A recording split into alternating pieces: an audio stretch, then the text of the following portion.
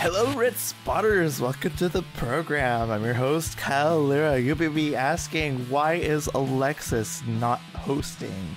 Well, today is the anniversary show of the soft reboot of the podcast that is known as Red Spotlight Entertainment. Because the first 12 of the podcast episodes did not happen. It did not happen. So it all started with a mouse, as all good things should be, where we had a full-fledged and I know that this ain't the right place, because this is very anti-fantasy fairgrounds. I'm stepping in, so here we are. In order to celebrate, I have the original people that were on that panel. We have Alexis Soto. How are you doing, Alexis? I can't believe it's been 5 years. This is how I'm feeling. It's been 5 long years. And also, well, if you count 2020, it's been like 10 years. 5 years on top of that. So really, you have that. And then we also have Alexis Moreno. How are you, Alexis? I'm good. That's good. This is a very special occasion. Number one, to mark the occasion, I'm wearing the same shirt that I wore during the recording. How do you swear to God, that? When he said he was wearing something, I was scared. Oh God, what's the next sentence that's gonna follow? Oh no, I'm wearing the same shirt that I recorded in, just so the vibe is set and it's still there. But you know How what? do you remember that? I That's a good question. Because that's what I do. I drink and I know things. But the thing is that it's been since episode 13, and obviously we're at like 273 according to Alexis. I mean, a lot of episodes passed, and in 270, but this episode will be 273. Okay. Or not 270. Yes. Sorry. I'm tired, everyone. I don't know if you know that. I'm a working man now. And all that shit. So I got that. But yeah, we are here to mark the occasion. It is been, I'm not gonna even do the math because fuck math, but it's been a long time as the Captain America Winter Soldier song suggests. Here we are. Let's talk about like what's been popping since episode 13. I mean, obviously you could go back and listen to like all the episodes in between this one and the other one just to see how have they been throughout the years. But we're just gonna surmise it all podcast and just talk about that. Primarily, to take it all back, it's just gonna be I expect it's primarily gonna be Disney and just Disney talk, as it was back then, but also interject with some life stuff and all that stuff. First of all, I want to, because Alexis Soto, you've been a mainstay since day one of the podcast. The only one left standing. The only one left standing, yeah. But we also have Alexis Moreno, and when she was on board, and I'm gonna assume that we all took, a look back and listened to episode 3, right? 13. Mm-hmm. Sorry. 13. Yes. Yeah. Again, it's math. Fuck math. I want to ask Moreno how she felt going into the podcast for the first time when we did the 13th episode. Were you scared? Were you nervous and all that stuff? Because what I hear from the audio is that like not much has changed. You sound very fluid and fluent in what you're talking about, and you knew your shit. How did you feel back then? Not that way at all. I mean, I am someone who is like whenever I tell people that I do this, they're very surprised. And like it's something, and like if you know me, like actually know me, it's weird that I do this. Or like that this is like a hobby and stuff. How do they react when you tell them that your brother does this too? Because he's even more, I think. Same way. Okay. Yeah, even more so, probably. He talks? But, yeah, literally. It's just, it's funny. Like, sometimes I think about it too, and I'm just like, what the heck? Like, this is not me. It's not something that I would have thought of like doing ever, probably, because I don't like to talk, actually. Well, like, shit, what the fuck are you doing on this program? At least before, like, place? I don't know, like, I wasn't good at like connecting with people, talking to people, or like anything like that. So yeah, I don't know. It was really scary, at least like going into it. But then, you know, during the first episode and all that stuff, I don't know, it felt like we had known each other for so long, I think, that I don't know, it's very rare that happens, I think, to people, where you just like instantly click. Yeah, and I feel like that's what happened with us. And also, I mean, obviously, if you go back and listen to that episode, that whole episode was just us talking about Disney, which is also something that was really cool because I had never had that before. Like, the only person that I ever talked about Disney with is like David, or one of my cousins, because she's also like a big Disney fan, like how I am. And so, like, with my group friends, or like my friends and stuff, like, I never, like, obviously, like, they knew that I like Disney and all that, because I would talk about it, but not to the extent that we did. And so it was really cool that, like, you know, I would mention somebody and you guys knew who that person was, or like just anything, and like you understood what I was saying, or like you had knowledge of what I was saying. Yeah, like you would say you would say mundane names like Tony Baxter, and we'll be like, "Oh yeah, Tony Baxter, yeah." So that was also really cool because I had never had that before, where I could just completely like gush about something that I truly am passionate about. And so yeah, it was cool. It was weird. I mean, all three of us vaguely knew of you throughout high school and all that shit. I knew you a little bit more. All two of us.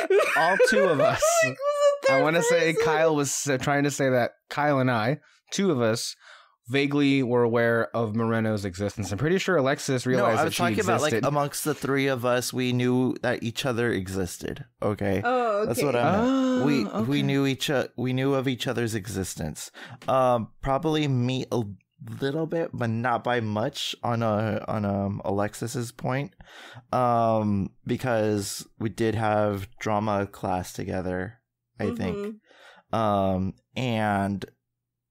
But only just a little bit. I have a question. Do you remember how, like, was it assigned, like, that Grease thing that we did? Was that, like, assigned partners?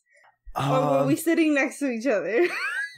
Okay, number one, I think it's because we were sitting next to each other. And I think it's kind of like Potato Head and Rex in Toy Story, where they were like, "How did I get stuck with you as moving buddy? Because everybody else was picked."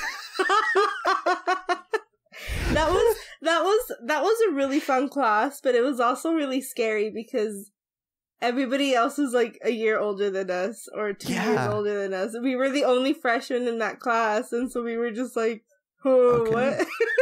Who are these bigger people? Yeah, like, I don't know anybody. Like, I already didn't know anybody. So technically speaking, you two have known each other longer then. That was freshman year of high school. And then it wasn't until years later that you reconnected. This is after high school. Yeah, after high school. It's so funny to think about. Like, I wonder if, like, to think about that you two were at a drama high school class in your freshman year, and little did you two realize that just a few years down the line, you'd be co-hosting a podcast together. Yeah, we'd be doing the Fantasy Fair. It's so funny, like, thinking about the Fantasy Fair's history. Why didn't I contact you first and went with Peter Martinez? I don't know why you're asking anybody else but yourself on this, Kyle. I mean, that's one of the weirdest things I thought to myself was, why the hell is Peter in the first episode of the Fantasy Fair and not Alexis? Yeah. I mean, it should have been us from the beginning. How did Peter even say yes? I don't know. I don't think he knows either. But yeah, I mean, we all did this, and I've said it many times, Moreno, but without you, like, the Red Spotlight Entertainment would still exist, but only for a brief period of time, because I was getting close to giving up, because I mean, it would have been fine with just me and Soto over here, but the thing is that we needed, like, that fresh vibe. And Kyle, do you remember how long it had been going on at that point? How many months did you start? I have it right here. So the first episode of Red Spotlight was debuted on October 1st, 2014. October 1st. And for those wanting to know, when did episode 13 drop online, it was about a year later. It was on... it was August 13th, 2015. So almost a year. Right. So almost a year we've been trying to get this thing off the ground. I mean, we had a rotating door of people coming in. And honestly, I think I fell under the Doctor Who mistake of the Fifth Doctor, when he had too many people in the TARDIS. And I honestly, but oh my god, yeah, there was seven. You had 7 guests on one of those episodes. Yeah, I mean, it was fucking ridiculous. I don't know what I was thinking. I know what I was thinking. I was trying to be the podcast version of Howard Stern. You know, that's what I was trying to have with the freaking cesspool of freaking people. But we scaled it back to 3. And honestly, when Moreno came on, I felt like the energy. I felt the energy that we should have been having this whole time. So Moreno, for the millionth time, thank you. Red Spotlight Entertainment is in your graces? Is that the word? Yeah. In your debt, perhaps, is a good way of putting it on. Debt, yeah. And it may not even be as, I feel, over-exaggerated as it sounds when I say that it's in your debt. I think I may go further than Kyle did. I was sure. I think I had a discussion with Alexis on some other podcast before this when we were thinking about doing an anniversary special. But I told her that I was convinced that had episode 13 not gone as well as it did, Kyle would have just said, I give up. It's done. I can't anymore. And to his credit, as to why he was feeling that way, it had been a tough year. I think, if we're going to be honest, 2014 was a very tough year for me personally. Kyle and I were not necessarily getting along in any which direction, but we still don't get along, but we just don't record it. Yeah, basically. But I mean, the distinction in that case is that we were not getting along when it came to creative differences, right? In any of the projects that we were involved with. But I wanted to help you as much as I could, getting Red Spotlight into being a regular thing. And we tried for a good 10 months, it looks like. 10 months. And if you look at that record, right? 10 months and only 12 episodes were produced. that should tell you, and I'm not even sure, maybe at one point it was intended to be once a month at that point, but I can tell you most of those episodes, I feel in the first 10 or 12 were only, half of them were like, weirdly enough, Walking Dead and Once Upon a Time reviews that Kyle and I would record. And funny enough, like I was, I think it was last year, we were doing a Christmas lights cruise, because as you would do during Christmas, just like look at all the decorations and all that stuff.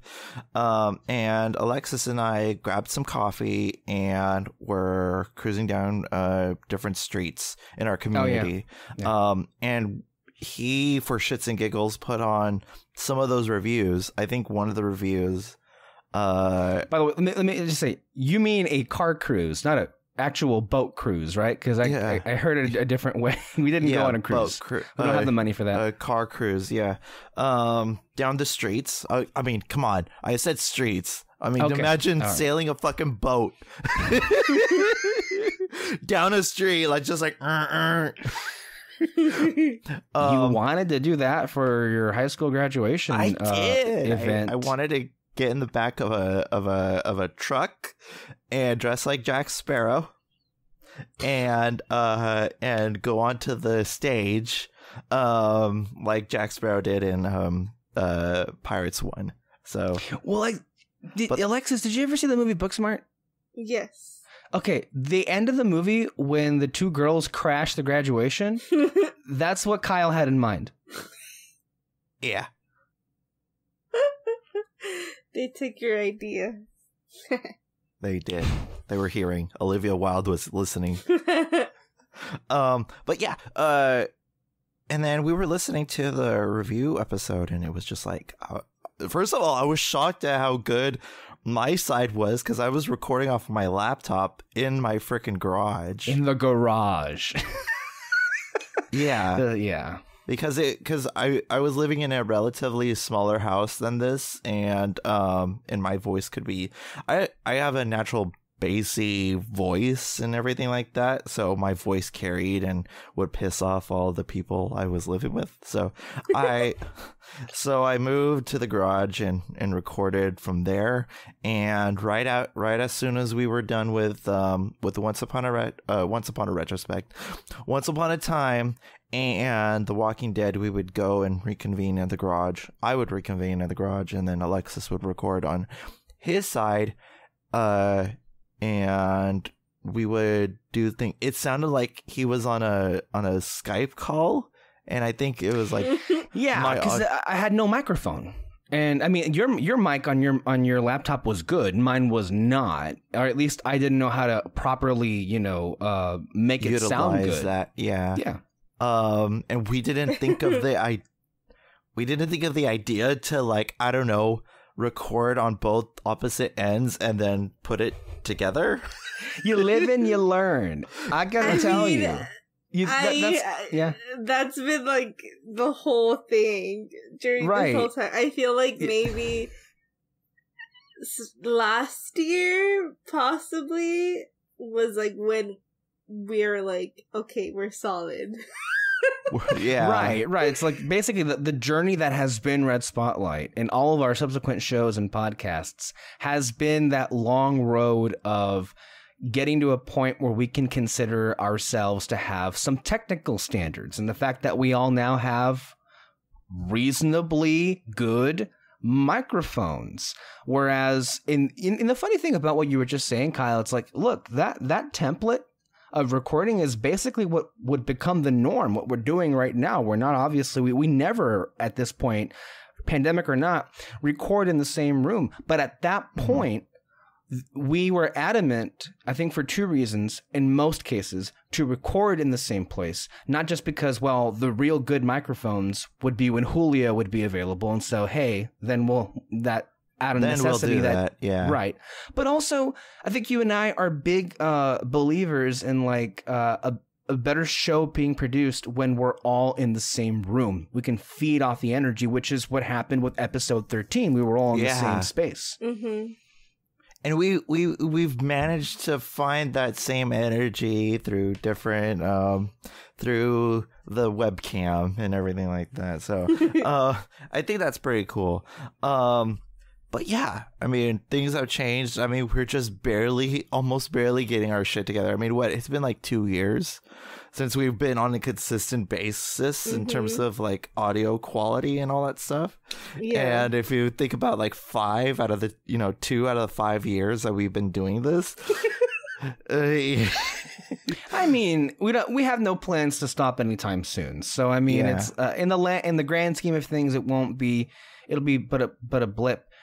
But though, I gotta say, back to my original point, I was so convinced that if it didn't work out that day, you would just cancel it. And you know what? I give up, because it had been disappointment after disappointment, because it's not as if Alexis was the first person we thought of. She kind of was like, no offense, Alexis, but like this like Hail Mary that someone, I guess just like, you know, when people suggest those things that would be nice, but you never for a second believe it'll actually come to fruition, but you say it anyway to see, and then you throw out your name out. I threw your name out there. I believe I threw your name, or maybe it was Kyle. I can't recall. But you weren't the first person we thought of, and we had tried different people. Like Kyle said, it was kind of like a rotating musical chairs kind of thing. Yeah. And Kyle just wasn't very satisfied with the conversations that were being had. There wasn't anything I would say wrong with the people that we had on. It's just that they weren't striking the right feeling that Kyle wants. And the thing is that when it came down to that, I think that they weren't doing it because, you know, they believed in the project that we were doing. It was more of like, hey, my friend is doing a thing and let's go hang out, or let's go hang out, and this will be a version of hanging out kind of thing. Yeah. And which is fine and all that stuff. But I wanted, like, it sucks when they don't believe the project anyway, you know, and I was working to something bigger than just hanging out. I mean, it's great. We know, doing these vocal hangouts with each other, you know, on, you know, recording and doing all that stuff. But, you know, the main goal is to put on at least a decent show to put on. I'm not asking for the best. I'm just asking for decency. And you brought that. And I was first scared when Alexis suggested, hey, we know somebody who's like very intricately, you know, like, obsessed. What I want to know is, how did you guys know that? Because that's what you're known for. But I mean, like, how? Like, this is why I think it's so weird, because, like, honestly, the only person that I, like, actually hung out with was Susan. And, like, yeah, I had, like, my best friend, Susan, and, like, I had other friends, yes, but it wasn't, like... It wasn't intimately known that you were a Disney...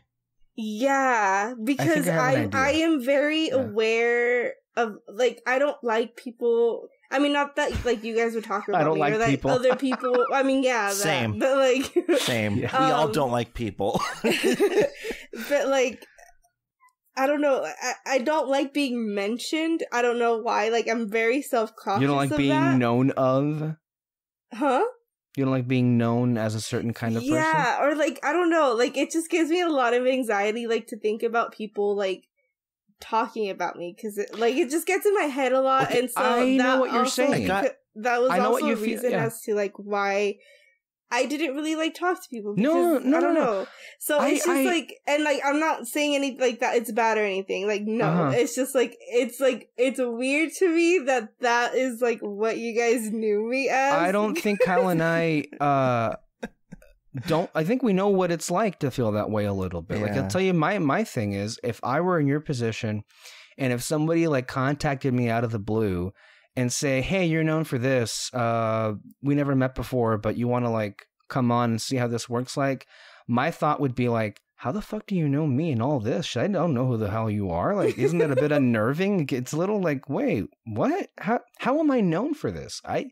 How did this thing get around? Yeah. It's like one of those things, like when you realize, like, when you hear like rumors and shit swirling, it's like, how did this shit even start? Like, why is this even being talked around in any regard? So I get you, but you know what?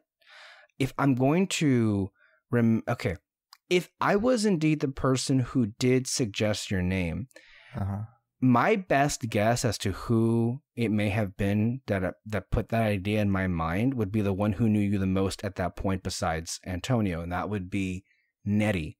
Because Nettie was also the person who told me about Peter. I think several times about having a similar interest. So I think it was her that told me that you are really, really, really into Disney, and it might be really good to reach out to you. I feel it might have gone that way. Also, like a kind of a dead giveaway was freshman year. You dressed as Alice. Oh, I did. That was also. Wait, was it freshman year? Oh yeah, because then I dressed up as Ariel. But I forgot what year that one was. But yeah, you were dressed as Alice, and I was like, okay, all right. And then when you said when Alexis suggested and all that stuff, I mean, I kind of got the hint. But then when Alexis said Disney, it like everything started to click, and I was like, okay. I was trepidatious, to say the least, to be honest, when it came around to doing that episode, because, like, I kind of lost faith in the project as well and everything like that. And it was a crapshoot, really.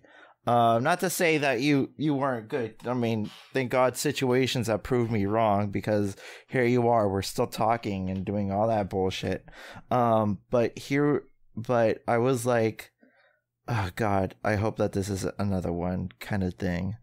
And I was just like hoping for like myself to not be awkward and like not talk. Because I tend to do that. Like, I'll just be like, okay, yeah. Okay. Like, you know? So I was just hoping for, like, that not to happen. Like, what's your favorite Disney movie?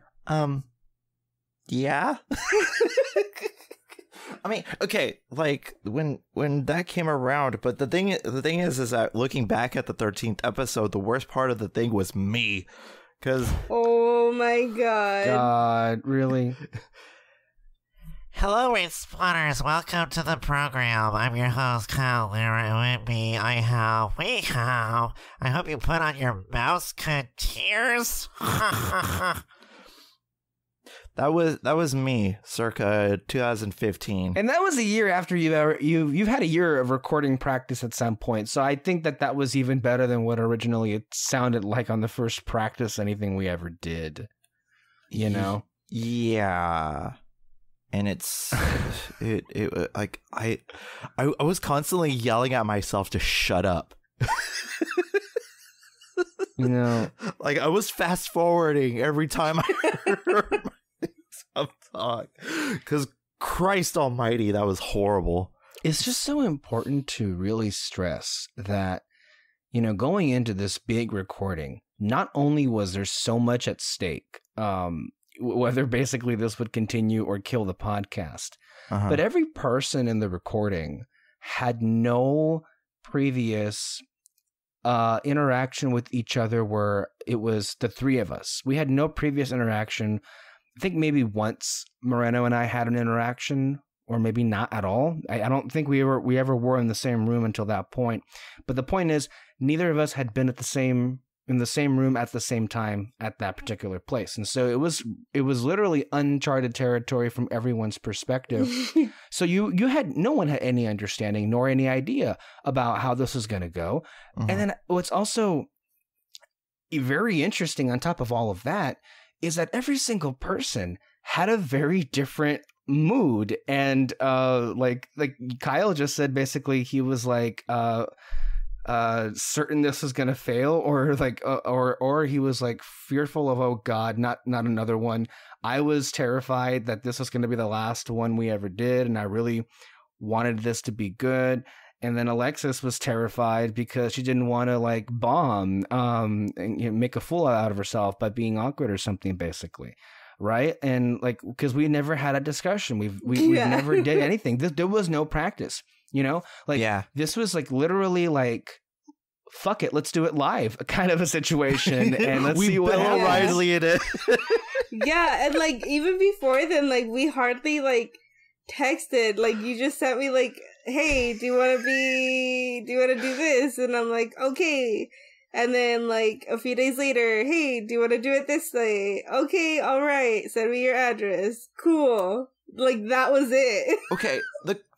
I guess the question I have for you is this: what prompted you to, what persuaded you? What was like, oh, I'm gonna do this.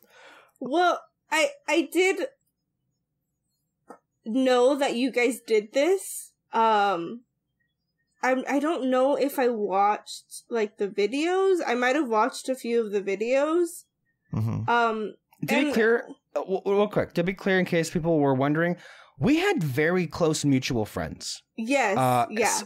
And some of those people were involved in those videos, so that's maybe how you were aware of that. Yeah. So I knew that you guys like did this, and I don't know, I just kind of thought like, oh, like this is kind of fun. Like they talk about like things that I'm into and stuff. And also just like, oh, like the fact that you guys are doing this in general, like I thought it was cool, because I would have never in a million years like done it on my own. So yeah, I don't know. I thought it would have been something fun.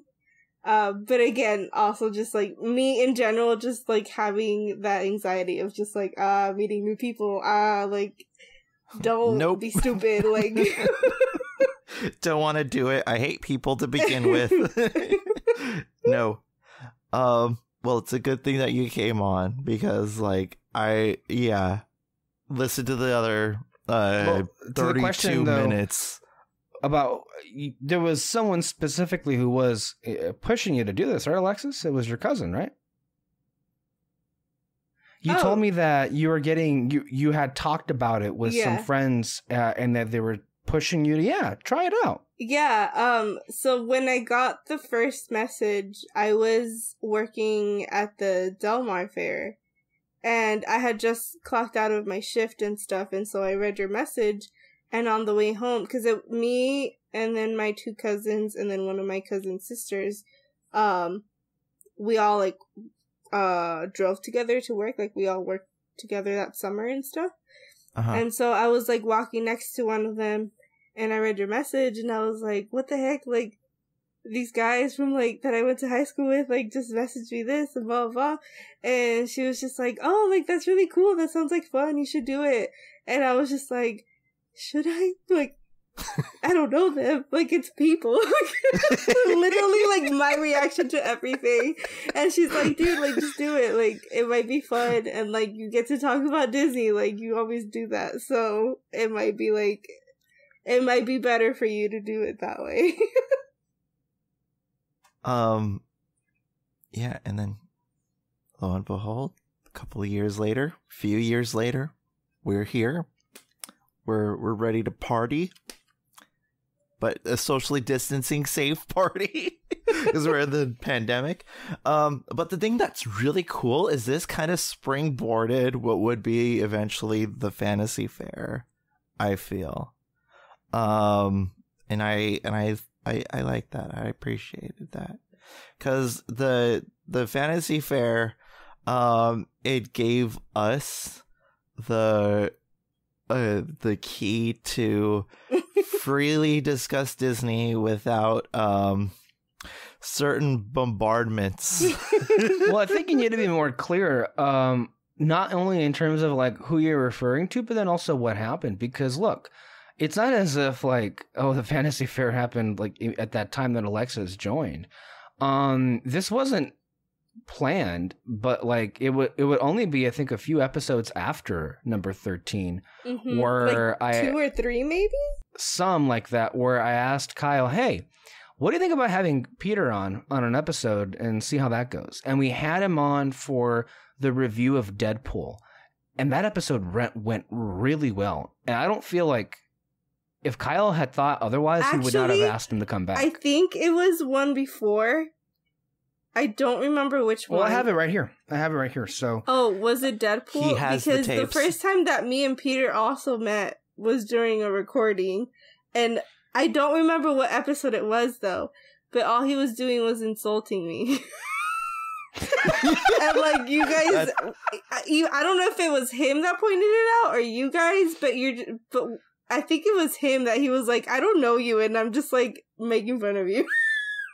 No, I'm pretty sure he checked himself on that. Look, Peter is not a mean person. I feel like you're right. He's a monster. He acts that way as like. The thing about the four of us as friends is that we come from a similar place. We all are very socially, we have social anxiety. We're all kind of uncomfortable about the same kind of things, and we all have defense mechanisms. And early on, from what I noticed, is Peter's defense mechanism is to insult the entire room. Like it was a fucking roast. And that's what he does almost every single episode. And you're right. I want to say that it was the first, the first time that we had everybody in the same room for a Red Spotlight recording. If I'm looking at this accurately, because Peter's first episode was number 19, X Gon Give It To You. That was the Deadpool review. And the one immediately after, number 20, was Remake Remedies Part 2. That was the first episode where the four of us were on together. Crickets. Oh God, Remake Remedies. I can't believe we did 3 of them.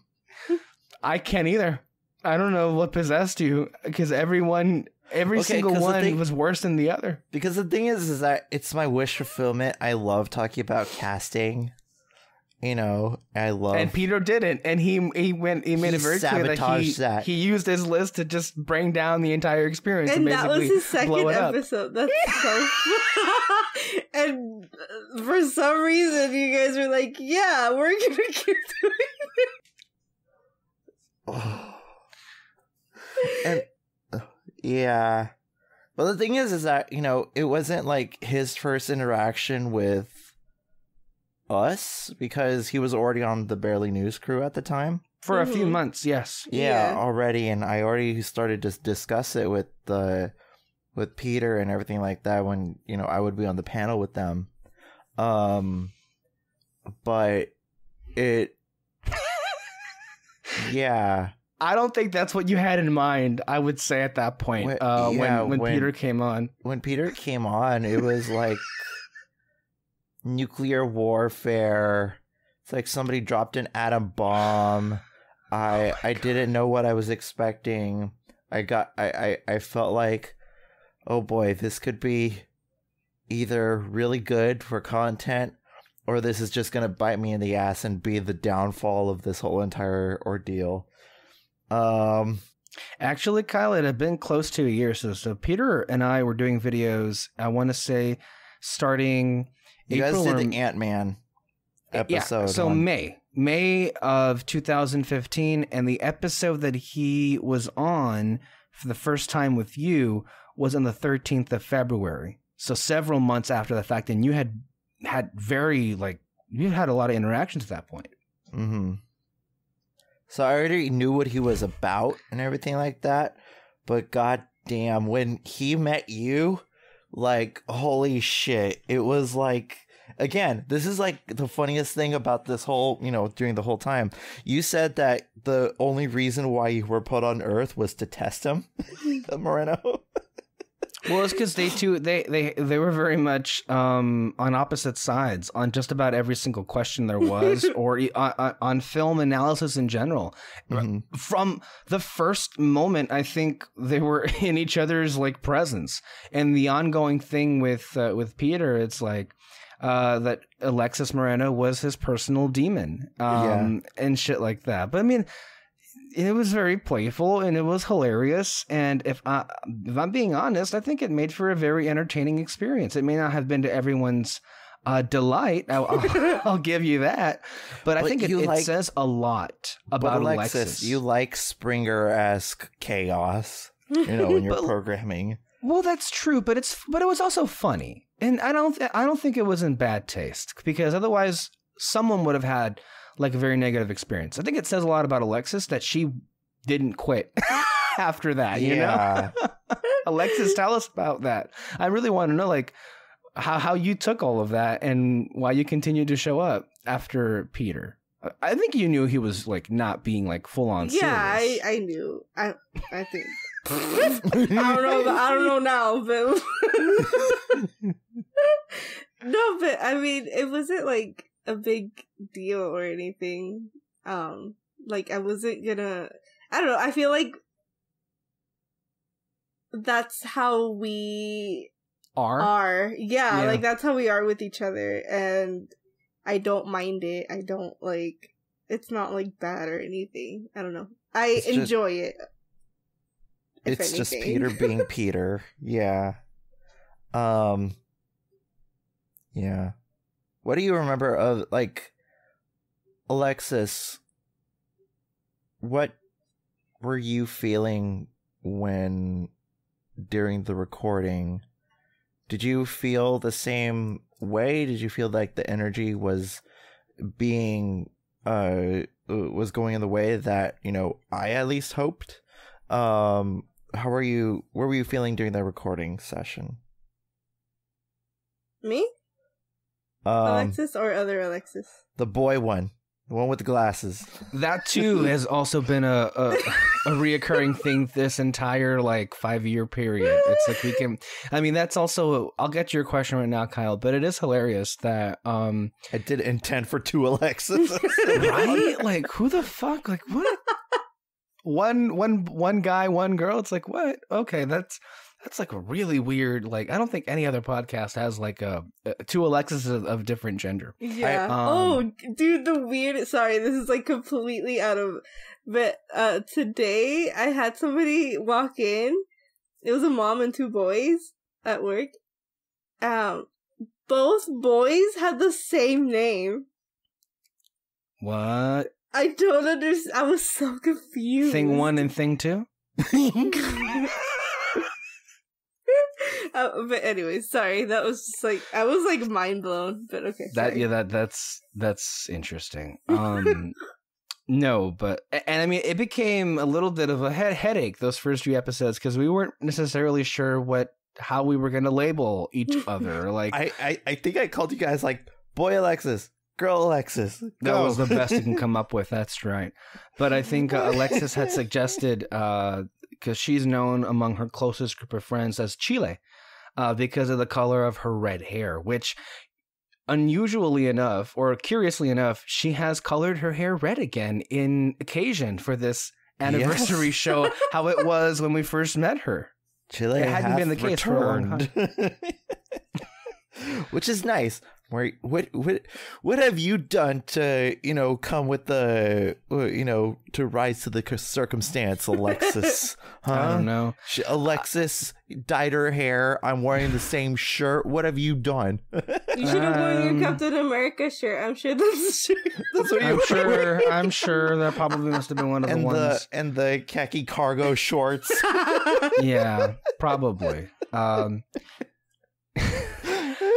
It's fine. That's the Alexis look right there. Moreno, that meme where it says "Get the look." The starter pack. The Alexis Soto starter pack. Excuse me for dressing comfortably, okay? Like the Captain America tee. You can find it at Urban Outfitters. Cargo pants at Gucci. I don't wear cargo shorts. They look like they're the color of cargo shorts, but I've never worn cargo shorts. Okay, the khaki shorts. Okay. Yes, khaki khakis, shorts. which are much more fashionable, I want to add, than fucking cargo shorts. Like, screw off with that. I've never worn cargo. Like, who wears those? I'm a fucking like 40-year-old dad here. Dude bros with their freaking multicolored New Balances.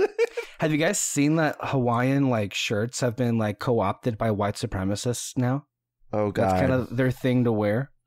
Well, good thing Pixar ditched that horse right out of the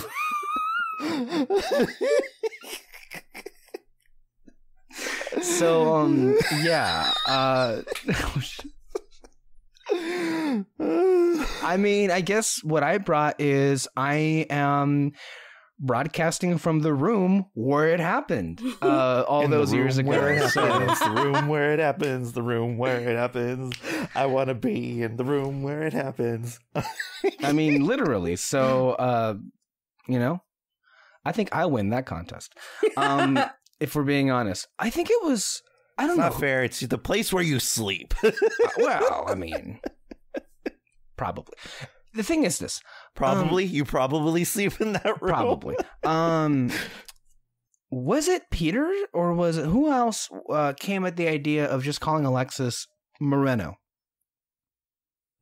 I think it was Peter.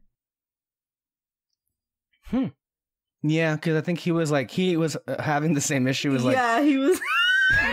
What do I call you guys?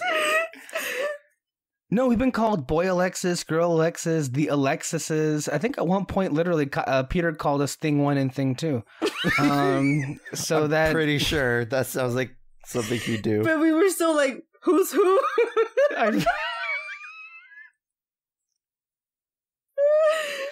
Good so God. Yeah. To answer your question, Kyle, about how I felt like when we were doing that recording, it was euphoric. Watch Euphoria on HBO Max with Zendaya. Thank you. No. I thought you liked that show. I do, but it's really depressing. It's not the time. It ain't the time. It ain't the time. Yeah. You know, I was so incredibly anxious. I was nervous about how this would go. But like all of you have said about what it sounds like, or what that recording sounds like all these years later,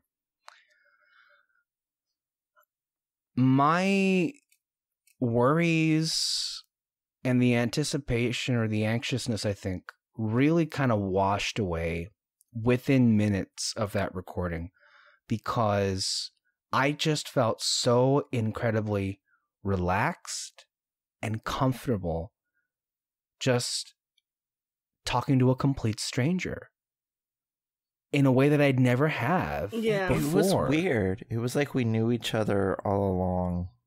It's like, honestly, it's like one of those moments, I think, where you it's like finding a long lost sibling or something. Like these kind of, we have, or a similar soul, if you will. It's as if we had known each other our entire lives. How in sync we were with how we felt about Disney and why we were so passionate about it, and the impact that Disney itself and all of the, properties or entities have had on our lives was of equal, I think, weight, if not a little bit more in some cases. But we were all on the same level. I think that was key in that regard. We kind of knew like the stuff that a Disney fanatic such as us would know to that degree. And that helped a lot. It helped carry the conversation. And I think you can ask Alexis the same question, but I feel like that was the thing that carried the conversation. And I would feel also made Alexis feel a little bit more at ease. But for me personally, I was beyond just that very, and I mean this, Alexis, very impressed with you. You were incredibly articulate. Sure, there were spaces where you weren't speaking as much, or you didn't know how to project your voice at that point. But of course, those were things that could very easily be and have been addressed, as you grow in your career as a broadcaster, quote unquote, or like being a podcaster in that sense. But your knowledge, your passion, and just the absolute joy that you brought, that's what had been missing, I think, is also true. Just joy and excitement into the show. So the show as it is right now in all the forms, Red Spotlight, Fantasy Fair, all the stuff that's come after, it's on your shoulders. You kind of stepped in and said, I'm going to save this shit. Kind of like you were basically a Tinkerbell kind of thing, You were the Eagles from Lord of the Rings. Oh my God. Just swooping in. I'm like, where are you going with this? There's a little movie series, Moreno. I'm not sure if you've heard about it. It's called Lord of the Rings. I honestly don't even know I don't remember these movies. Okay. It went over your head. I'm sorry. It happens. It happens, especially when I'm talking. I understood that reference. Okay, Cap. But the thing is that it brought me goosebumps. It felt amazing. Just like, I don't know, it's like we popped out of our mother's wombs at the same time in the same hospital room in the beds next to each other and said, how do you do? Kyle, I'll tell you what, you certainly have evolved as an anchor, as a podcaster. One of the things that you haven't lost is your sense for very colorful and vivid language. What was that? Popped out of the mom's womb? Out of each other's mom's wombs. Okay. And just like next to each other in the same bed, in the same room, and just said, You do know how to paint an image. That's right. Yeah. You're welcome, everyone. Get that out of your head. Wow. If you've just heard us, all of the episodes that we've done in the past, you probably won't be able to get a firm image of what we look like. Firm, very firm image, yeah. Very firm image. But if you're on YouTube, just look somewhere. You'll find what we look like. But yeah, I mean, that energy was awesome. Just fucking awesome. It kicked my ass in all the right ways. I loved it. It was I was ecstatic, over the moon, and honestly, it brought this new energy that I have been wanting from this podcast that I haven't had yet, and that episode brought it. So yeah, Moreno, I like to give you a big thank you for that. So yeah, how were you feeling throughout the whole entire episode? I mean, I know you were nervous as hell and everything like that, worried about being awkward, but how do you remember the energy feeling like in the room where it happened? And by the way, it's been said thousands of times, but I think Kyle and I, with our own past, are pretty good, detectors of awkward. We can pick that up. You were not. You were not awkward. It did not come off that way whatsoever. You sounded like a pro. You really did. And you still sound like a pro listening to it all the way back. I was just like, holy shit, she hit the ground running. No, but seriously, we've at that point we have literally collaborated. We've had several guests and people who we had basically done a practice, of being on full time, whether it had been for this podcast or for the other project that we were involved with, the videos. Several people, and for however many people, you were kind of the only one that I think checked all the boxes and then some. You did not sound nervous. You didn't hesitate to speak your mind. You were you. And yeah. What's cool is that also, in the face of somebody like Peter Martinez, you just didn't give a shit what he thought. Oh, I mean, I feel like at that point, I was already kind of used to it. So yeah, I didn't. But like in that first episode, I mean, before I got there, I was like, okay, like I know we're gonna talk about Disney, but like how much can I like talk about it? Like, is it gonna be weird if I talk too much about it? Like, am I gonna sound like, for the first show that you did? Yeah, like, am I gonna sound like a freak? Like, no, like I completely like overthought it, and then it was designed for happened. you. It was literally designed for you to be all Disney. That's so. Yeah. Were you not told about that? No, yeah, but like, you know, I've met people who are like, yeah, I like Disney, but like, it's not to like, that degree. Yeah, and so it, like I said before, like it was just really cool to talk to people who knew what I was talking about and like who gave back that same like love for energy it, you and know, feeling. Yeah. So yeah, it was cool. But then insert one Peter Martinez in the like a wild card, so to speak, into the whole equation, and you just didn't know where it was gonna go. Fortunately enough, it worked out, I guess. There were a lot. Well, I mean, it was kind of surprising. I guess it's surprising considering like that year, 2016, there were a lot of episodes in a row where it would be the four of us. And I think we got on very well, honestly. Like, I think as far as to why that didn't continue all the way through the various like years, we moved.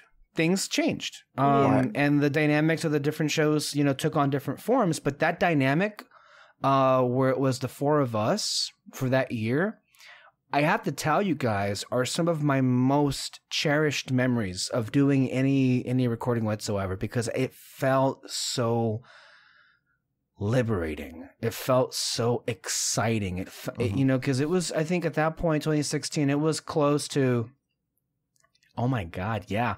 We started the search or anything in mid 2013, and it had been 2 to 3 years at that point of like consistent like disappointment, setbacks, personal feuds that we've discussed in the past. But to get to a point where we were finally, at the very least, finally enjoying the experience for what it was and like thriving off of it. I think people don't understand about right.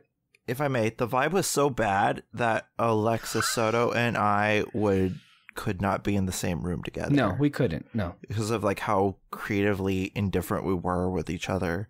We were just constantly being at each other's throats. And the people did not help that situation whatsoever. No. And I'm absolutely throwing shade at them. I mean, it's not shade if you're singing out loud, but I mean, I'm literally saying the people involved literally did not help the situation. No. In ways I feel perhaps they could have really, because there were a lot of miscommunications on top of the fact that we were just very different. We were different stylistically. We had different approaches and we had different ideas, and we would literally fight over them every day, every time we were doing this thing.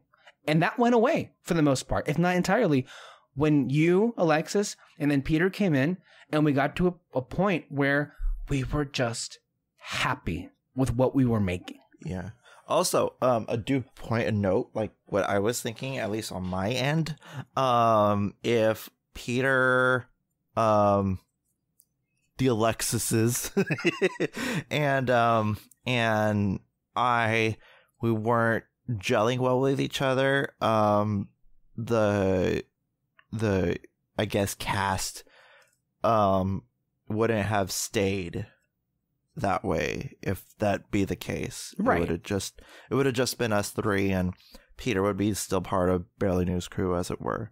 But fortunately enough, over the years and many frustrations, especially on Peter Martinez's side, we've had some legendary explosions and rants on this show. It worked out for the better, I feel. Sometimes Peter is still very Peter about it.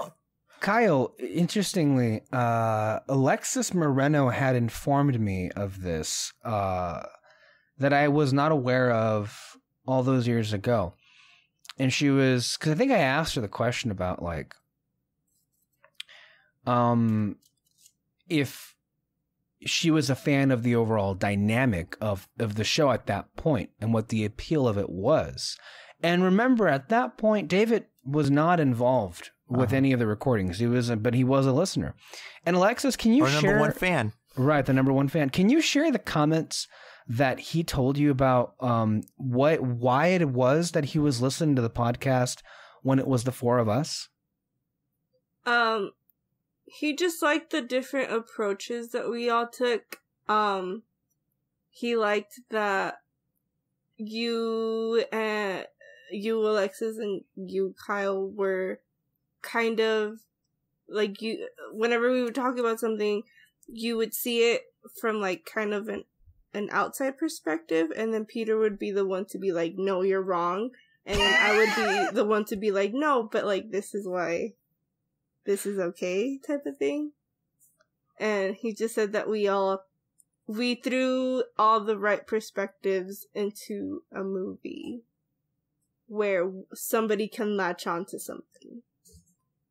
Like if you don't like what one person is saying, you're gonna like what the other person is saying, basically. I think Kyle and I can agree to this, is that you never want anything you're doing to be a bunch of yes men and a bunch of yes people. I think there are a lot of situations where we may, in fact, agree on a point, but even very rarely we're all on the same page at the same level. Very rarely, and I think that can be a healthy thing. I feel like it's been happening a lot more now, only because we just have been not it's like weird because we're not hanging out, but like we talk all the time. I feel more now than we have in the past, even though we did talk a lot before. But I feel like now, I don't know. But I feel like a lot more. One of the more boring aspects about a lot of podcasts out there is if everyone agrees 100% of the time for the same reasons. And even when we would agree, we would have different reasons for why we felt the same way. And that kept things interesting. But I feel that David's take on the show at that point was accurate in that we were providing different points of view. And sometimes, I think you and I, Kyle, I mean, at least for me, when we're talking about movie news in those episodes, I would like say, okay, well, this is how some people can take it. And then here's where I may disagree a little bit on that. And then Peter would be like, well, no, you're wrong. You're full of shit. And Alexis would be like, I liked it, you know? So that's kind of how the shows would be at that point. But I think it made it lively. It made it exciting. It made it interesting. And yeah, I'm happy David liked it. And that's, to me, the reasons why he liked the show, I feel is the appeal for this that we do. Yeah. And on it, like, and that's what what I wanted too. I didn't want a bunch of yes men. I needed people. Okay. I needed somebody with grit. I needed people with grit. I needed people with like actual drive to do this, show. I needed people to actually step up and have actual conversations, with me. And like, I needed people who knew their shit as well. Fortunately enough, we didn't have to look no further when it came to the Disney side of things, because fuck Moreno, you blew it out of the water. But like, the person who mistook "I just can't wait to begin" with "when will my life begin" is the resident Disney expert. Yeah, okay, honest mistake. But no, all around it, like, you know who Mary Blair was, Claude Coates, all these people. And I was actually thoroughly impressed. I was like, oh, Walt, when we talked about Walt and everything like that, it was great. I loved it. And I was like, okay, I know somebody who knows their shit. And Peter, he knows his shit too, but more of like, because he's pretty much watched everything under the sun. So he's the film buff. I mean, I'll give him that. He's the film buff, and he brought that. I mean, in a lot of these things, he's. I mean, it's not as if the rest of us aren't, fans of film and I think aficionados, but he literally has seen every movie that I can think of anyway, and then some. So, So when you had that aspect of it and, a more vast film knowledge than Alexis, he was Mr. Numbers. He's like, oh, the box office, let me tell you this, oh, it's such a failure. Haha. It's such a, and then or he would awards and then award. Yeah. He was pretty much, Moira, Rose and everything like that. What's your favorite season? Awards. But the thing,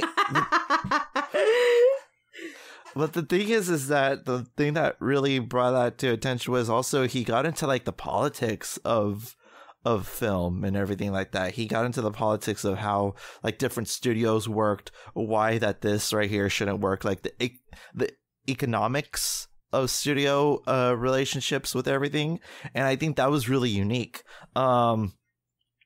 I brought the thing, I was like, oh, it reminds me of this and the way that, historically film history and everything like that. And I was more of like the history guy and loved the historical significance of like different things.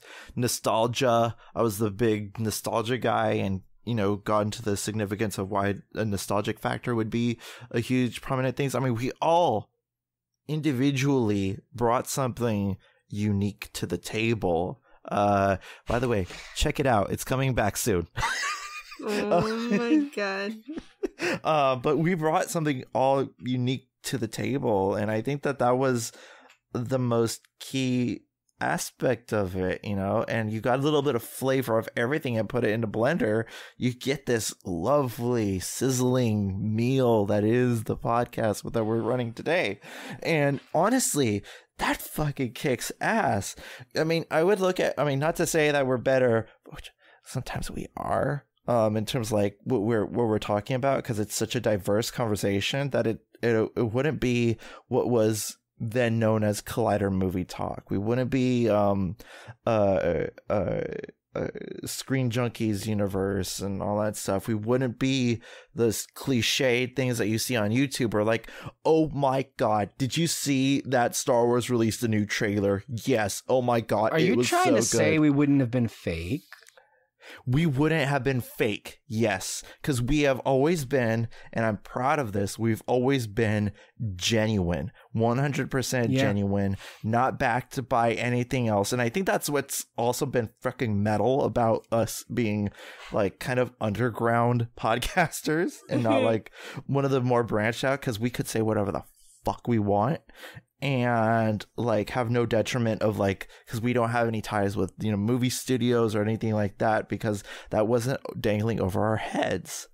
Even if we were offered like movie studio like saying, hey, come do the premiere, come to the after parties with us and all that stuff, we would still you can find us at redspotlight redspotlight@gmail.com for the invitations.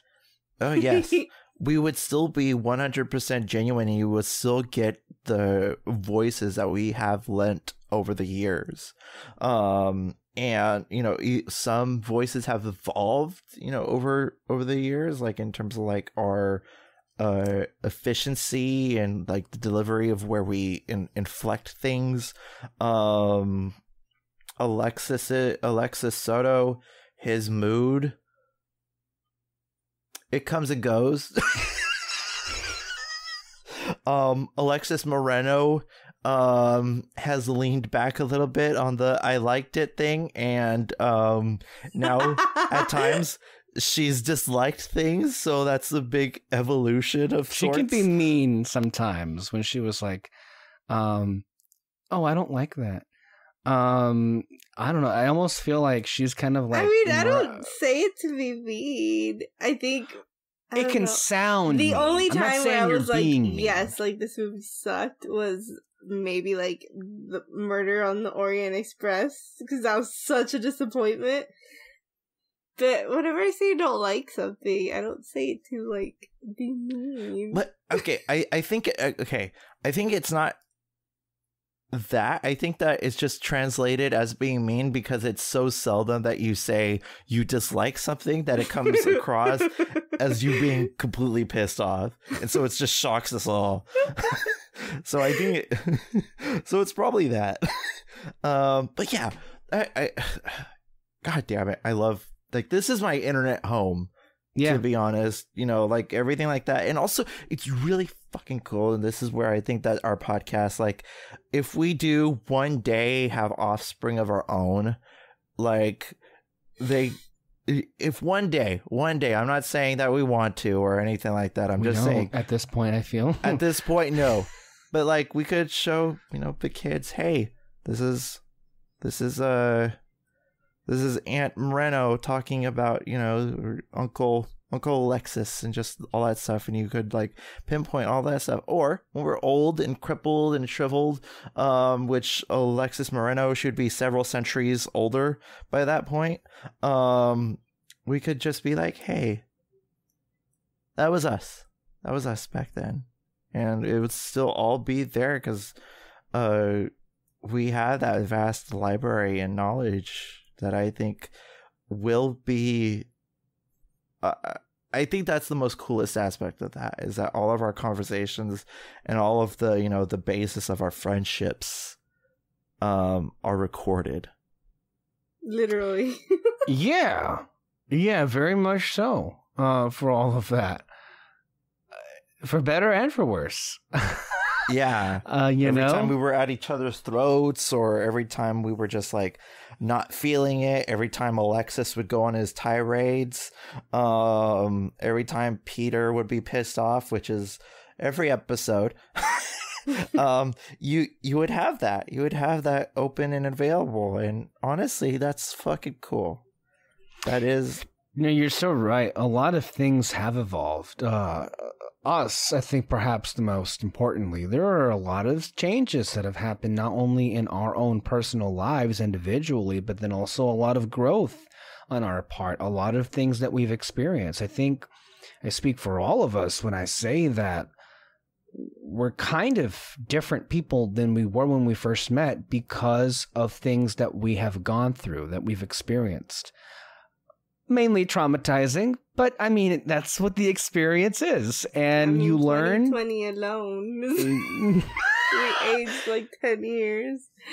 You live and you learn, right? But I think it's very much our growth as people is very much reflected in the podcast in a variety of different ways. Just, and one of the ways we're having shows that go back years and years where it may not be as helpful is how poorly some takes have aged. And I think, when Kyle and I listen back to some of those old shows, even Peter and Alexis, there are points of view on a lot of different movies or shows that we held that we no longer do. Things that just evolve and grow as, the years have gone on by. Remember, there was an audio commentary we did with the four of us where we were all like, oh yeah, of The Force Awakens, where definitely Rey is Luke's daughter. We were all like beating the drum on that train. Yeah. Like, why else would he be like so distraught seeing her kind of thing? And now, of course, that's no longer the case. Yeah, now we're glad that she was a nobody. Is the operative word.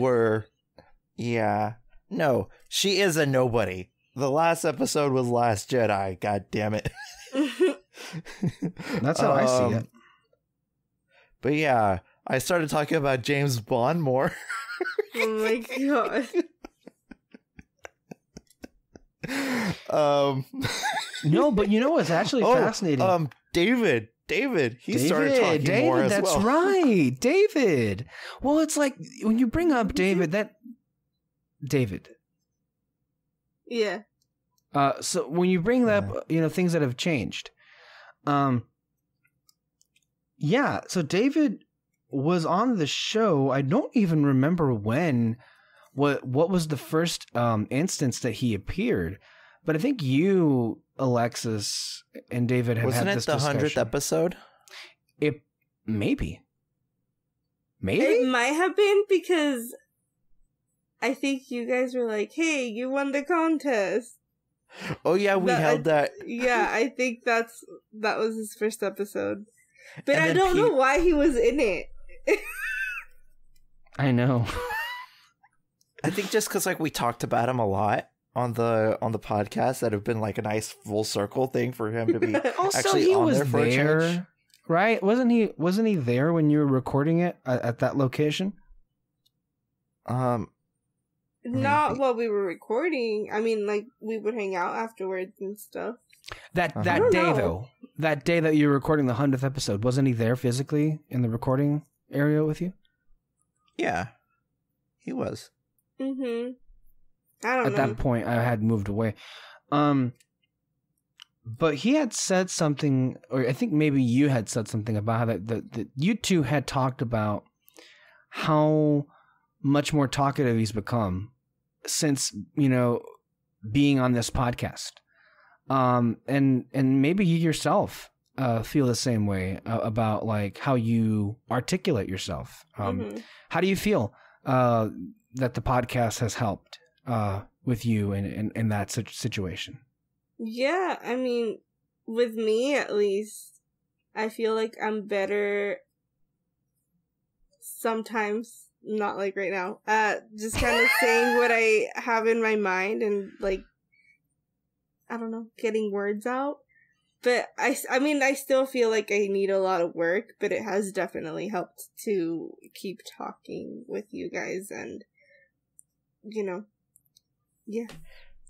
Like, But I feel like so I say a lot, I say like still. We all do. And I'm very aware of it because I don't know if you guys know this, but I don't listen to the ones that I'm in because I'm just very self-conscious, self-aware that I'm speaking. And so when I do listen to them, I'm just like, oh my God. But you're not the only one that's that way. And I think, Kyle, this is an interesting thing to get into right now, if a little bit. But do you remember, well, you have a whole thing, but I'll say for me, I think it's everyone's first time listening to their voice on any kind of recording. It's horrifying. And you think to yourself, do I really sound like that? That's not my voice. Is it my voice? If you know what catch the reference. Yzma, Emperor's New Groove, when she's shapeshifting into a cat, I think. That's something that Kyle rubbed off on me. I think all of us to an extent. It's just this need to reference certain things. So there's that. But what can I say except you're welcome? Yeah, like listening to yourself on a recording is so awkward and demoralizing. And I'll say for me personally, even though Kyle will insist that I sounded great when we first recorded, I feel that I am at this point really better off for having done 5 years of podcasts or 6 years. I don't know how many we've been doing, to where I wouldn't be, I think, as articulate as I am right now if it had not been for doing all of that. To me, I take it as just practice, as becoming, a better broadcaster, a better podcaster, as it were. So to me, and you know what, real quick before I get to Kyle, Peter himself had brought this issue to my attention a few weeks back when he had listened to one of the recordings, and he said to me, hey, can you remind me before we do the next show, that I'm saying too many times and it's really bothering me and I need to stop doing it. This is like kind of recently though, where I've noticed it a lot more and I don't want to do it anymore, but I still do it. But when you try, when that's constantly at top of your mind though, I feel like you end up saying it more than you otherwise would. Because you're trying because your mind is like trying so hard to avoid saying it. Yeah, but then you just kind of don't know what else to say because it's at like that in point, your head already. Because that's become your default filler words. Yeah. Kyle, I think, had the biggest issue with it for the longest time of saying that. I think there was even a recording where Peter snapped at Kyle to shut up because if you say one more time. Yeah. So You see it right there? like right there. My filler words are more phrases now. I say and all that a lot now. Which Stuff like that. Yeah. Like stuff like that. That would be like that. oh my Like, But Yeah. I feel that we all say like a lot. Though. mhm. You know, Yeah. I feel that this podcast has helped me hold conversations now, because I wasn't able to hold conversations before, Yes. and now I'm able to hold them because of this. Like I know what talking points are. I know like how to pick a topic, use that, insert it into a conversation, and then just springboard off of that. And a lot of the improvisation, like I wrote no notes to go into this. The only thing I prepped is the game that we're going to play at the end, but that was it. I feel like we did that a lot too in the beginning. just We would write springboard notes. off of each other. No, we would write notes a lot. Oh yeah, Alexis, he still has his 10 commandments. AKA No, I the have my notes. notebook here. His- I do notes, but well, because I have to write down hard numbers and then a lot of long quotes. So that's stuff that no one should be expected to like memorize. I sure as hell am not. But I have like an outline in front of me, and it was recently where I would have that, because it wasn't up until recently where I would have like a piece of paper in front of me, because we've all become accustomed to like the connection crashing or interruptions of a different variety happening. So one of the things I've also took on in recent years is become the full-time editor for our podcast. So it's so helpful to write down exactly when in the recording the interruption happened, so I can just easily remove it as like it's as little as 60 seconds in the post edit and everything, you know. Mm-hmm. But yeah. But would we do that a lot, Alexis? Write down a whole bunch of notes? Yep. At least we would have, because I know that we did outlines of what we were going to talk about, but that would be the main extension of what our notes would be. I don't think we full on like did full bullet points and No. Like the full you would always send like what we would talk about and stuff. the outlines, yeah.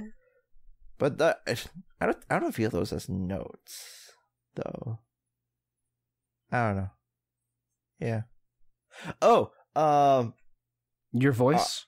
Your relationship with your voice? my relationship with my voice is still a work in progress. I do have a natural nasally complex when it comes to my fucking voice. I fucking hate it, but I've been working on like trying to get it more inflected, trying to like be aware of my cadence, so I'm more aware of how that works. So I'm not, when I listen in onto the podcast, because part of the reason why I didn't listen to the podcast before was just because I would just hear this all the fucking time. and just listening to that would be fucking grating. I absolutely hated it. Also, my hosting was so fucking cringe. I would not know where to begin, pretty much. And I couldn't hold a conversation worth crap. That's why when I listened to you, Alexis, I was like, wow, holy shit, like this guy, he was born a professional. He was born like, and all that shit. Well, versus me, I had to fucking work at it. Fucking hate you, Alexis.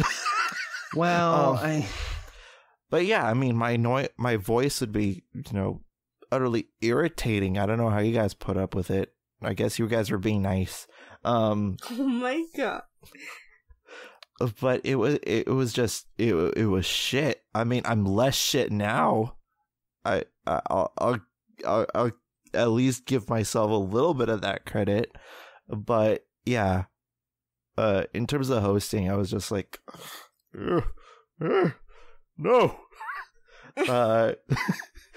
So I wouldn't touch that. That's why when it evolved and everything like that, it made it a little better, I think, and being more conscious of how my voice sounded. I think that made my voice going from here, you know, and then I lowered the tempo down low and made that, and just made that my voice. And that is my broadcasting voice, and that's how I talk to people now. It is true when they say practice does make perfect, or at least practice makes better. And we can only improve from continuing to do this and keep, you know, going at it. But look, I think you're doing an outstanding job right now, if I'm being honest. I think you're great now as a host. I don't think you were ever terrible. I just think perhaps sometimes the conversation would get away from you. But you still would bring it back, and you still brought your enthusiasm, and you still brought the things that needed to be said. But you learned how to do that, and you've gotten so good at it, I feel. Now, Alexis, are you kissing my ass with lip gloss or lipstick? I'm telling you the stuff that I think people should hear whenever, you know, they make a considerable improvement. And I have to say that it's important for you to hear this, because I think you're really good. I really do feel that way. You're doing a great job with this, and I think you're doing a great job with Fantasy Fair. It's so secondhand to you now in a way that it wasn't, where you could hear it in your voice in those early recordings, a little bit of panicked, a little paranoia, and like, oh God, where do I go next? What do I say next? Like, where is this going? You know, you weren't sure of yourself. Now you sound like someone who knows what they're doing. You know, and I think that happens when, you know, I think that happens when you've had years and years of experience under your belt. I mean, I guess I still don't hear it. Oh my God. But it's glad that somebody thinks so. But it wasn't just that, though. There was a point, and we had talked about this a little bit. You reminded me, and I forgot. And Alexis, maybe you remember this too. But I had forgotten entirely that at one point Kyle was hosting 3 shows on a weekly basis. Remember? There was a point where he was hosting Fantasy Fair, the Red Spotlight podcast, and To the Table. And editing all 3 full time. Yeah. Plus, whenever we went to the movies, I would edit the intro and edit the After Darks as well. Dang. That's a lot. It's all encompassing. It really is. I mean, that's kind of like the work. And we talked about this on an upcoming Fantasy Fair about like all the stuff that happens that you don't hear, all the work that, you know, and you know, from a creative and from a labor standpoint about, you know, to bring this podcast and to make it the best that it possibly can be from a technical standpoint. But man, that's a lot of pressure. That's a lot of expectation to live up to. This was, what, 2018? When this was, like, reaching its peak, I feel, for you, in terms of all the stuff that you'd have to be on top of? Yeah. It wasn't until I went on to vacation, I was just like, hey, can you do the show and edit while I'm gone and all that stuff? And then I felt like, I don't know, relief? Really? Relief. And I was like, oh, okay. And then it started to work out a little bit. I mean, you and I had our differences in terms of like editing styles, because you would edit out a lot and I would hear that audibly. Like, you would edit out a shit ton. And I was like, no, the main point of this is to have like a free flowing conversation, and the reason like you're in the room with us kind of thing. Mm-hmm, and I wanted right. it to feel like that. And that's how a podcast should be, or a radio show, or anything like that. You should feel like you're in the room with us. You know, even though you could yell however many times at the speakers or whatever you're listening to it on, and we won't interact with shit.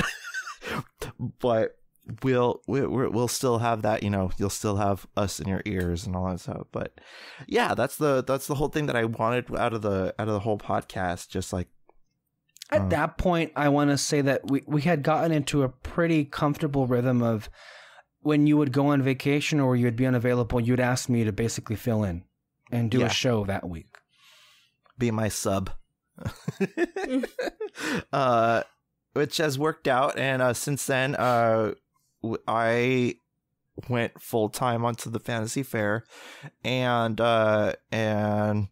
did my shit with Moreno over here, and we did that, and then you and Peter did your shit on Red Spotlight Entertainment.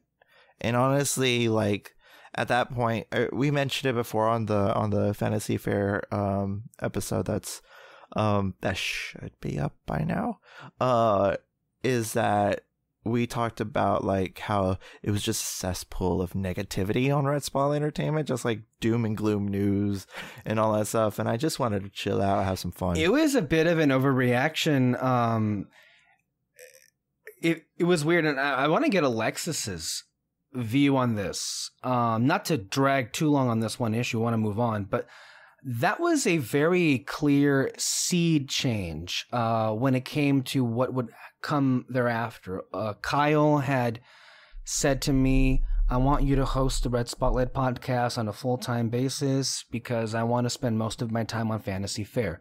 And so at that point moving forward, Alexis, you and Kyle would be on Fantasy Fair, and then me and Peter would be on Red Spotlight. And tonally, the roads kind of diverged and went on two different paths. And it's weird, if you hear Fantasy Fair and Red Spotlight podcasts back to back, you wouldn't know they would be in the same in the same network of podcasts. Yeah.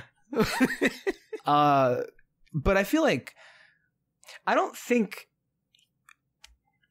those first few months were very negative, and admittedly entirely too negative. And I've always been someone who appreciates any kind of feedback and any kind of criticism.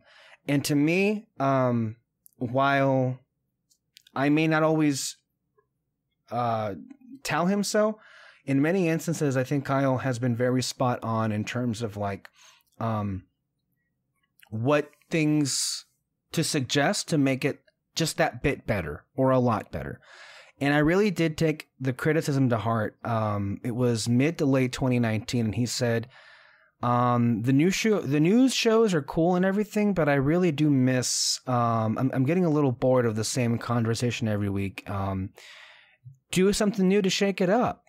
And, you know, we did the Scorsese stuff, the themed month at first, and then after, in 2020 with the pandemic, one of the bright spots is it allowed us to do these big panel shows again, to have Alexis back and David more frequently. Miss. I honestly, like, when I went back, I didn't realize how long it had been since I had been on, and I was like, oh, it had been years. This is fun. It had been years since he'd been on the show. I did miss you. I was with like Kyle. Damn me, he has a Moreno all to himself. But I guess it's fine because like there's a reason why you do the podcast with Kyle and Peter does it with me. We see eye to eye on most things in the separate podcasts. But Kyle was absolutely right about what the podcast needed at that point, and I think I'm very happy with how we've been able to deliver on that to where we get. I feel right now where the show is, when you look at our Avatar shows, when you look at our lists shows, or our decade episodes that we did, I think that's the show at its best. I think that's the show that I remember it being all those years ago. And that's why ultimately, while this year has been absolute trash for humanity and for everybody, this podcast has been, I think, the lifeline that we've needed to keep us going. And maybe it always has in a lot of cases for why we continue to do this, Yeah. Ditto. I mean, the titles that you come up with, it could use some work.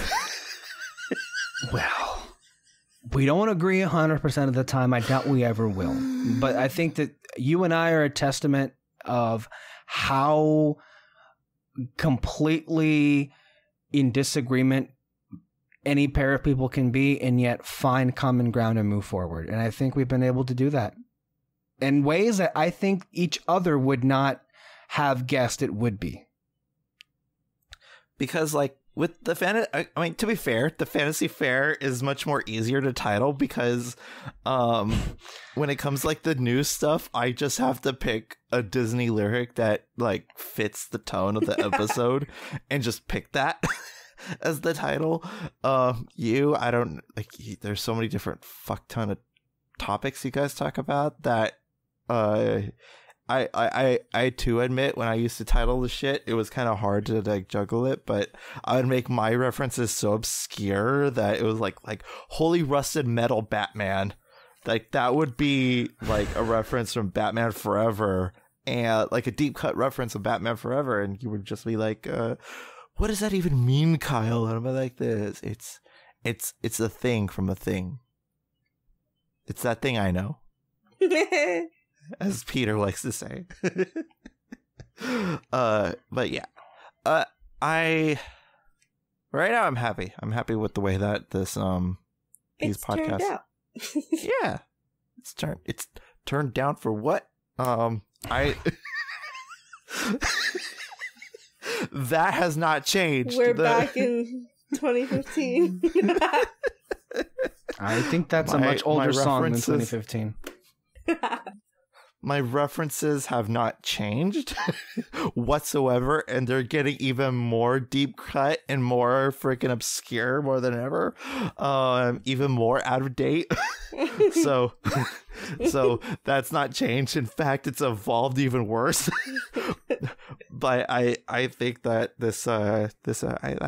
I like where we are right now, and hopefully we'll Red Spotlight Entertainment will never be complete as long as there's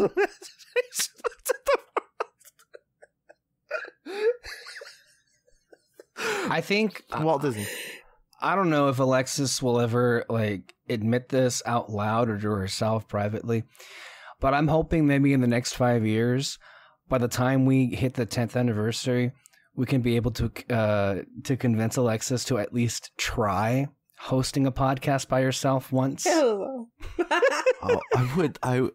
I want to be there when that eventually happens. Oh, no. I want to be there. I want to. You guys have been there when I tried starting a video. Like, it took me like 10 minutes just to like be like, okay. It's okay. It's okay. You're like freaking Ryan Evans and Sharpay, just like. Nah. I get it. It's harder than it sounds, hosting a thing or leading entertainment thing of that nature, because like it just sounds like we just hit record and just call it good and just start talking, but it's more than that. You have to like make yourself mentally prepared to have a however long conversation, of constantly talking and trying to keep the thing moving, and it's a lot more difficult than it seems, but we seem to manage it. Anyone can cook, Moreno. Anyone can cook. Wow. Yeah. If random celebrities start up podcasts, and manage to make their way well. It's getting weird how too. many podcasts. I just heard that Reba is doing a podcast, of all people. Reba, Jason Bateman, and Will Arnett started a podcast. I think Bill Clinton is starting a podcast. Like, who the fuck wants to hear from Bill Clinton? Hello, everyone. Oh, God. If Trump loses, then he'll start the Trump podcast. That'd be interesting to listen to. Maybe not. I don't know. Hello, everyone. Welcome to Trumped, your one and only podcast, the greatest podcast. I make the best podcasts. Oh, no. We're going to build a wall of conversation. Oh, my God. I think that's too smart for him. Somebody will write that. Although, yeah, he needs some writers. My first guest, sorry, is the lovely Mitch McConnell. How are you doing? Yeah, I don't know. It Like, would be absolute shit. not to drag this conversation too long because we have a game to get to, but like, just talking about like how much the podcasting game has changed in the 5 years. Especially this year. It's so funny because so many people that I know have started podcasts this year because there's nothing else to do. And like, I get it. And but we did it first. Yes. Just kidding. No, but but it's funny, like my family, people were in my family started a podcast, but like the older people, like they didn't know what it was, so when they were like, "Oh, go support my podcast," blah blah blah, they were just like, "What's that?" I think the words you want to tell them is, "Oh, it's a radio show on the internet." That's the way you want to get them to understand. But what I meant though is, I mean, on that level, that's good. I think anyone should empower themselves to do their own podcast. Because, I mean, we're just a bunch of people. I said this weeks ago on Red Spotlight. I think what makes our podcast interesting and just authentic is that we're people. We're just normal people who like this and have similar passions, and we give our opinions and everything. And I think you can trust that we're being honest because it's who we are. I don't really give a shit. Yeah, I guess that's the operative word you want to say there too. Like, but prime example. But before you continue, like prime example, Matt Myra, he does a podcast called James Bonding that I listen to. It's basically comedians talking about James Bond. It's great and hilarious. But he also did a podcast called The Nerdist with Chris Hardwick, and he was they were talking about like Daniel Craig's era of movies and everything like that that Daniel Craig did, and he was talking with Matt Gorley, his co-host, about how like he had Daniel Craig on The Nerdist and everything like that, and he said that some celebrities know what podcasts are, and then Matt Gorley's girlfriend was like, oh, but he probably didn't know that you guys were doing a thing called a podcast. He probably just thought you guys were doing radio. Mm-hmm. And that's how you got to approach this kind of thing. But anyway, continue, Alexis. Well, the thing I was going to say is, like, I think there are a lot of great podcasts out there that are the variety where it's like really produced and done really well to a T. But a lot of the ones that we're hearing about, like, Clinton or Obama or whatever, from the Washington people who want to capitalize on this. Hello, Americans. This is the Obama-Rama hour. It may just come to personal taste, but I definitely think that the kind of podcasts that are the most interesting are when you allow a free-flowing conversation to just happen. Like what we happen here, what we happen to do on this show. And so that's the kind of stuff that really, I feel, makes for what I think of an ideal podcast. Is people talking and having a conversation, And so, yeah, we'll continue to do this for however long we're alive. Yeah. See you in the next 5 years. If we survive. If we survive. Survive the apocalypse. We're in the middle of a zombie apocalypse, and we're just like, hey guys, welcome to day 5 of the Apocalypse Cast. I'm your host, Kyle. Where will we have internet?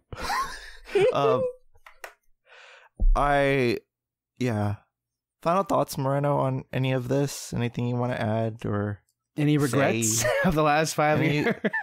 Any regrets? Yeah. No.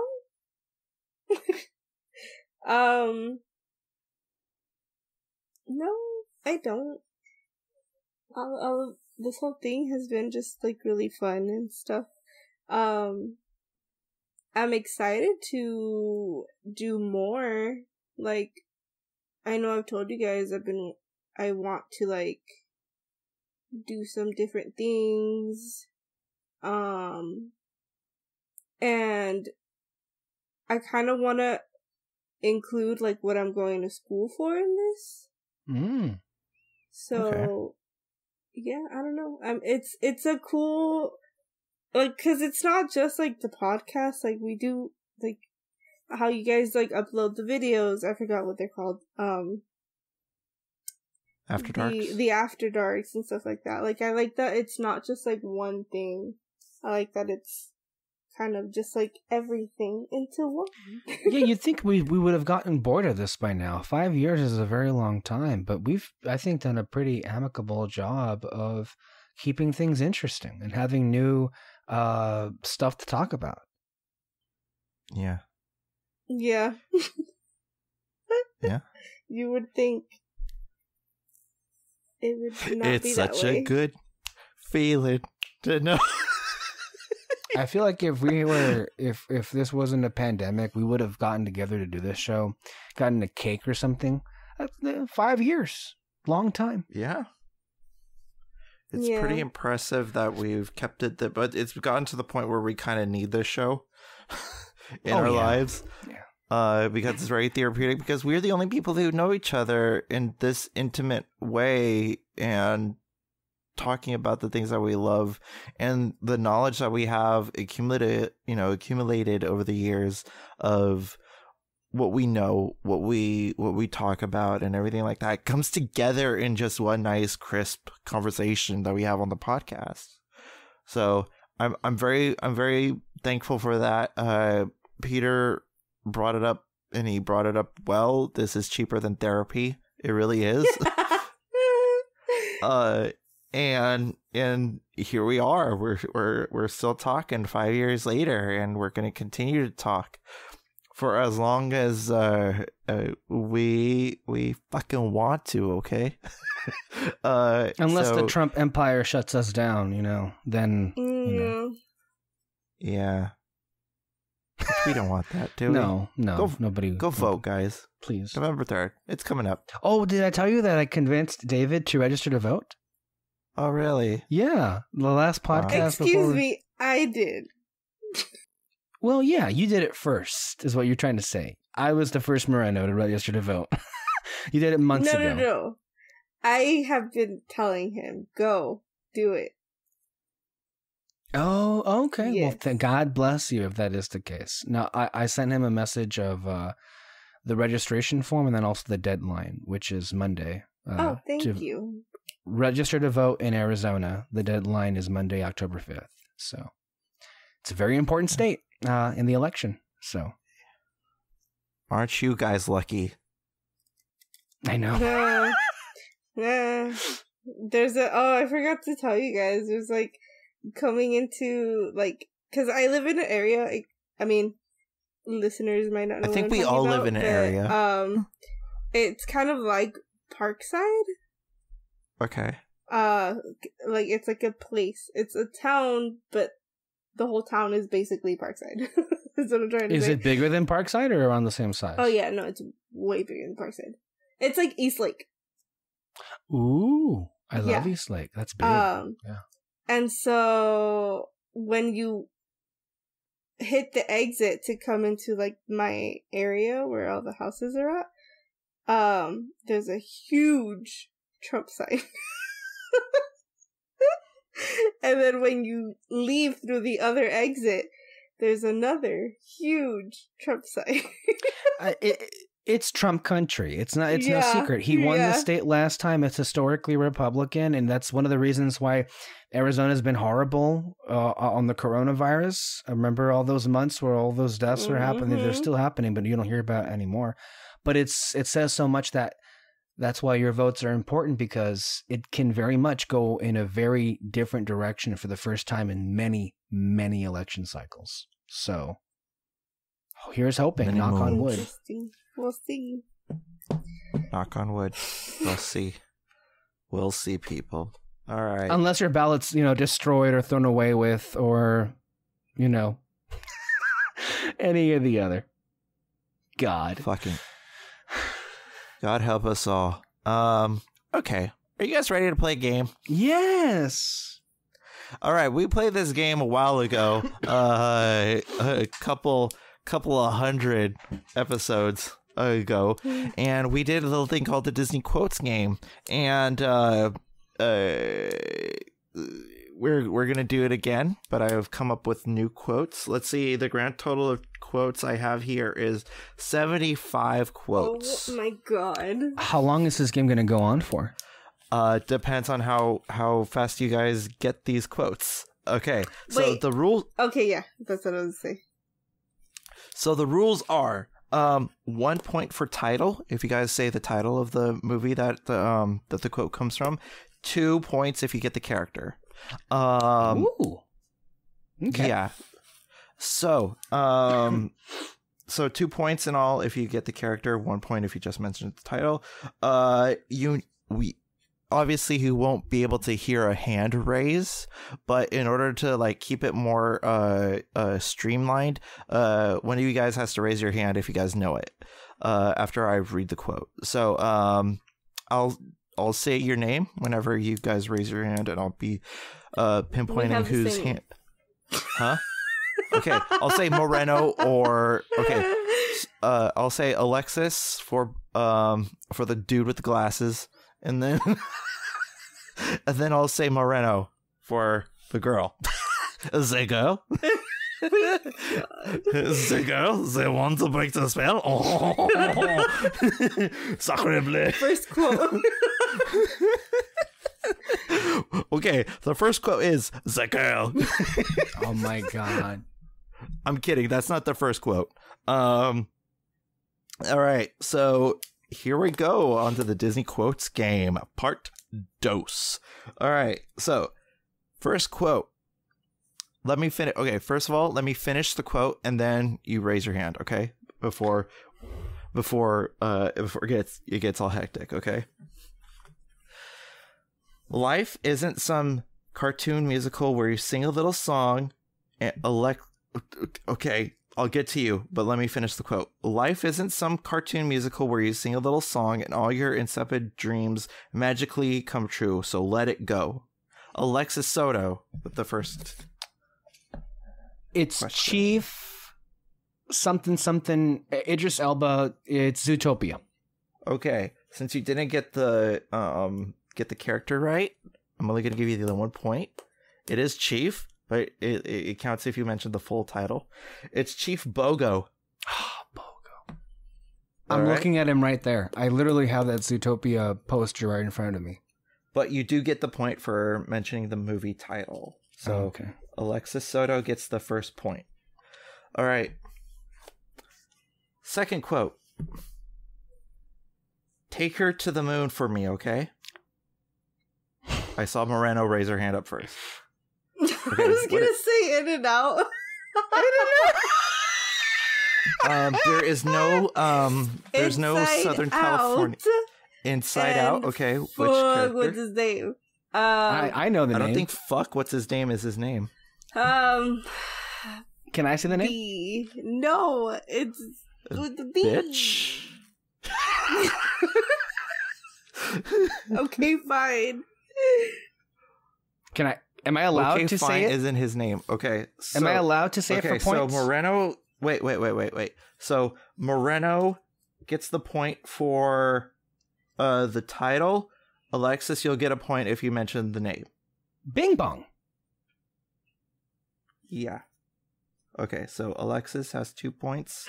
Moreno has 1. All right. How did you miss that one, Alexis? I don't know. I always forget his name. Okay, third quote. I'm a damsel. I'm in distress. I could handle this. Have a nice day. Moreno. Hercules. Meg. What? Yes. Okay. Fourth quote. If you start singing, I'm going to throw up. Alexis. Maui. Moana. 2 points for Alexis. All right. Fifth quote. Well, there's the usual things. Flowers, chocolates, promises you don't intend to keep. Alexis Soto. Cogsworth. Beauty and the Beast. Yes, you get 2 points. Alexis Moreno. Not doing too good right off the gate. I didn't know you were doing live commentary, Kyle. You're being reviewed. Okay. Sixth quote. I have a big head and little arms. I'm just not sure how well this plan was thought through. Moreno. Oh. I don't know anymore. That last part threw me off. Is it Rex from Toy Story? No. Fuck. Repeat it again one more time. I didn't hear it. I have a big head and little arms. I'm just not sure how well this plan was thought through. Mike Wazowski? No. Oh, that's a good guess, though. Big. I don't know. I forfeit. Oh, is it Mr. Potato Head? Nope. Fuck.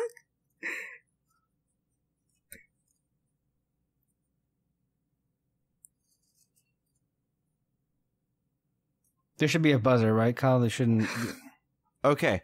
Both of you don't get the point. The answer is the T-Rex from Meet the Robinsons. Also, you could have answered the frog as well. The frog says the same answer. Okay. But yeah. Okay, the next quote, the seventh quote is, we dance, we kiss, we schmooze, we carry on, go home happy. What do you say? Moreno. Is it the genie from Aladdin? Nope. Alexis, you raise your hand. Gaston? Beauty and No. the Beast? No. Wait, repeat it again? Okay, we dance, we kiss, we schmooze, we carry on, go home happy. What do you say? Is it Hades? Yes. Oh, from Oh, Hercules. Yes. Okay, 2 points for Moreno.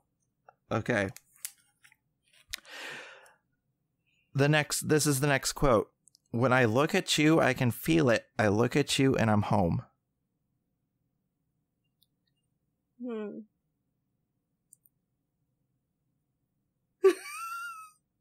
Any of you guys? No? No. 5 seconds remaining. 5. No. Or do you guys need me to repeat it, or you want me to answer? I don't know.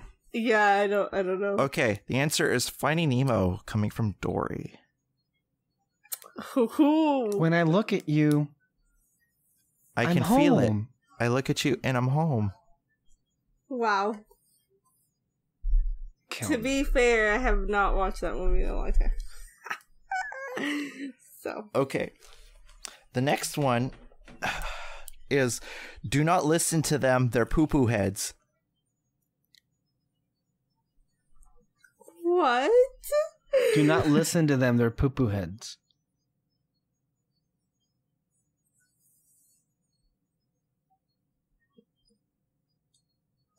Who the fuck? I don't Okay, know. let me know if you guys give up. I give up. I give up. Okay, the answer okay, it's not a complete quote. If I would have put the complete quote, you guys would have guessed it. It was Francis, do not listen to them. They're poo-poo heads from Bug's Life. Heimlich. Yeah. That makes sense. And I hate myself. Okay. The 10th quote is this. The flower that blooms in adversity is the most sorry. rare and beautiful of them all. Okay. Alexis Soto, since you raised your hand. Fucking rude. Okay. Alexis Soto, what is your answer? You know, I didn't say his name, so. It's obviously from Mulan. It's her father. Is it her father's actually, name? No. Actually, no. The flower that blooms in adversity? Is the most rare and beautiful of them all. It's Mulan's father that says that. Wait. Oh, is it the Emperor? Yes. The Emperor says that in Mulan. Yeah. Okay. The next one is difficult. I don't believe that man's ever been to medical school. Yes. Alexis. This is Toy Story. Yes. Which character? Buzz Lightyear, talking about Sid. Yes. Oh my god. That rang. I just remember that scene. I don't believe horrible. that man's ever been. That was a horrible scene. But it was so funny. It was just like, I don't believe that man's ever been to medical school. You know what's so funny though? They would always play that scene at work. Like that specific scene. It's like during Halloween or just like no, just like random? in general. That's fucked up. I like it. I like that Disney store. So far, Alexis. Combat car. Oh. What's going on? Nothing that concerns you, Spaceman. Just as toys. Okay. Alexis has 10 points. Alexis Moreno has 4. All right. The 12th one is: some men, by no fault of their own, can't see the past of their end of the nose. Alexis Soto. Mary Poppins. Mary Poppins. Yes, we know the title is Mary Poppins, but which character? That's what I meant. Mary Poppins said that. Okay, all right. This one is 13. You're entirely bonkers, but I'll tell you a secret. All the best people are. Alexis Moreno. The Mad Hatter from Alice in Wonderland. You got 1. Can you tell her which one it was? Okay, so the answer, you were right. It is Alice in Wonderland. Is it Alice or the dad? It's the dad. Okay. From the live action Tim Burton one. All right, you got the 1 point. Okay, the 14th one is: I think I'm going to have a heart attack and die from not surprise.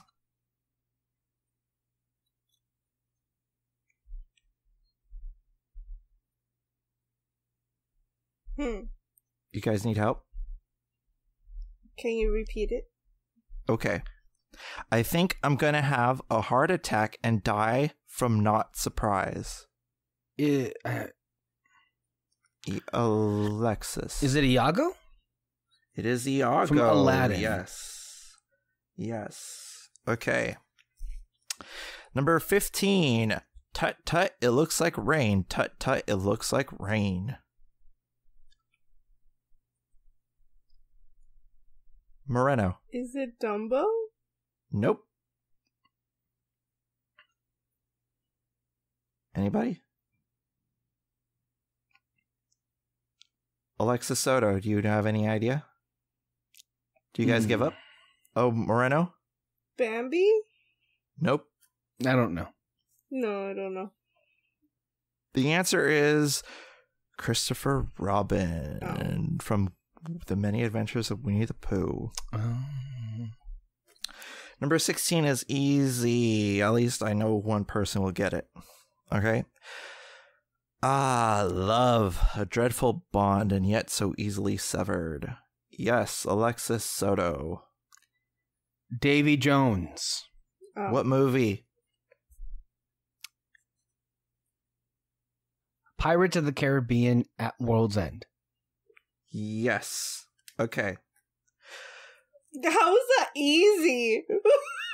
For me, one person. For me, it was easy because I know that movie very well. You don't like that movie, so that's why you got honestly, it wrong. This is not the way I thought it would go. I thought Moreno would be getting all these quotes. That's from The Last Jedi. Luke said that one. This is not going to go the way you No. Because I thought that Moreno would get this, and I threw that one in just so you could at least have a point. Listen to the other one. I didn't win last time either. Okay, well. I thought she did. No. Okay, number 17. Are you sure this water's sanitary? It looks questionable to me. Yes, Moreno. It's Tarzan. What the fuck is his name? Turk? That's the monkey. It's an ape. Kerchak is the other monkey.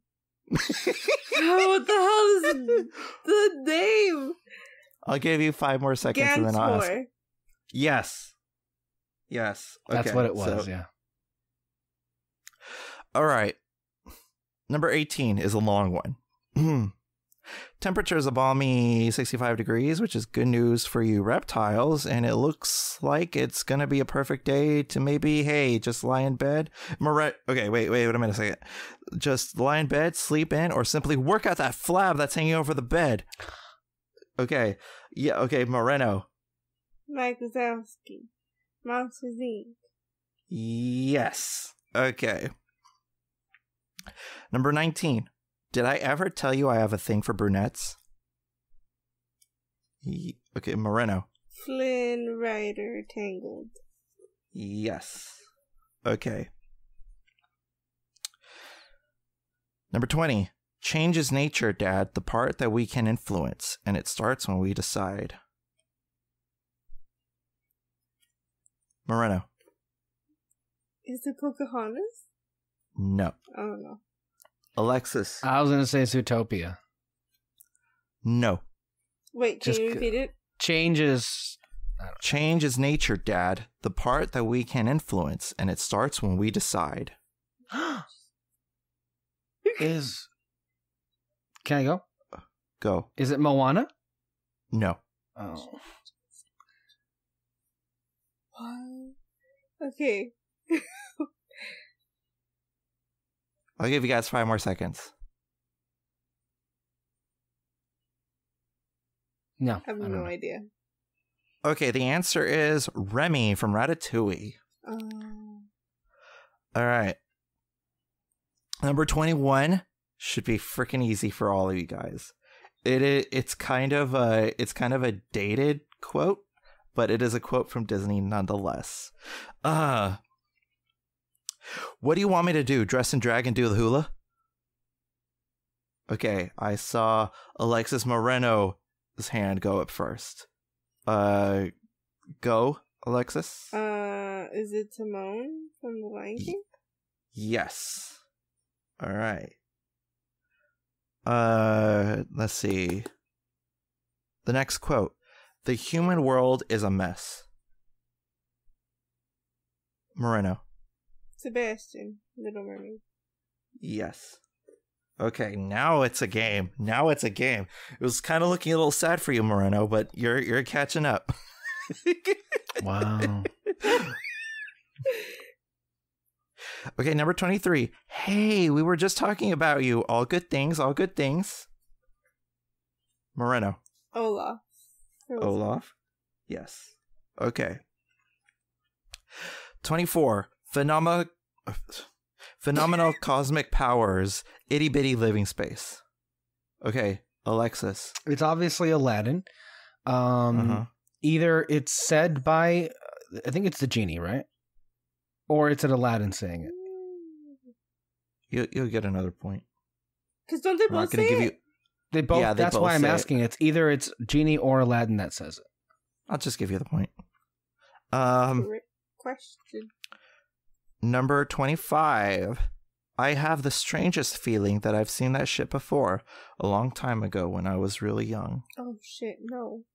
Alexis Soto. It's Peter Pan, isn't it? Yeah, Damn. it's Peter Pan. Who says it? Wendy's father. Yes. Alexa Okay. should have gotten that one. I know. I was gonna say Sleeping Beauty. Oh shit. Where is there a ship in Sleeping Beauty? No, I when you said I have the strangest feeling I've seen it before. Seen that ship Oh, before. I didn't hear that. Okay. The next quote is, I'm only an elected official here. I can't make decisions by myself. Okay, Moreno. I'm not sure if he actually has a name, but the mayor from Nightmare Before Christmas? Yeah, that's the Yes. one. Yeah. That is one of my favorite movie quotes of all time. I'm Yeah. only an elected official here. I can't make decisions by myself. If that isn't relevant today. Okay, the 27th. Oh, that clock. Old Killjoy. I hear you. Come on and get up, you say. Time to start another day. Moreno. Cinderella. Yes. Which character? You have to say the character oh in my order to God, get the point. Cinderella. Okay. All right. Okay. The next one. Number 28. I think you need to be a bit more flexible. Moreno? Elastic girl. Okay. I From what movie?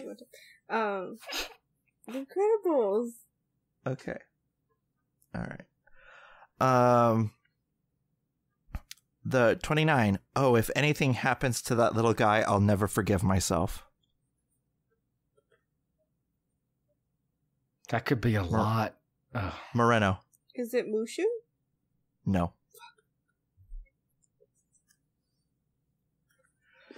You need me to repeat it? The problem with that question is that it can be. I'm thinking of a lot I of know characters. it is vague, and I intentionally picked a vague one. But it is very specific, though. Say it one more time. Okay. Oh, if anything happens to that little guy, I'll never forgive myself. Alexis. Is it Nick Zootopia? No. Oh, it could have been that one. It should have been that one. No. You guys give up? Hello? Okay, Moreno. Okay, Moreno. Sorry, I didn't see your hand up. Is it Pumbaa? No. Is it Olaf? No. I give up. Okay, the answer is Baloo from the Jungle Book. Oh. Womp womp. All right. 30th, both of you should freaking get this one. Is that my voice? Is that my voice? Oh, well. Okay, Alexis. Yzma, Emperor's New Groove. Yes. I literally said that All right. earlier in the show. How did... Okay. Yeah. All right. That's why I was like, when you mentioned that, I was like, oh boy. Okay. All right. The 31st. This is my family. I found it all on my own. It is little and broken, but still good. Moreno. Wait, Stitch. did Alexis have his hand up first? No. Okay. No, but he just went. Okay. Well, fainting is not not a hand raised, unfortunately. So, Moreno, what is your answer? Stitch. Lilo and Yes. Stitch. Okay. All right. This one. All right. What is this one? Oh, he's just a little bit shy and he hates you for killing his flowers. Alexis Soto. This is Cars. And Yes. the character... Which character? Mater. Yes, it is Mater. All right. The 33rd is what? So you can have some grown-up girl bonding time?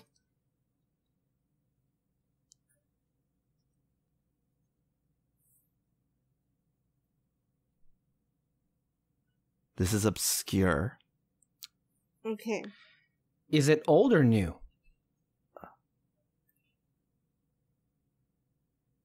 It's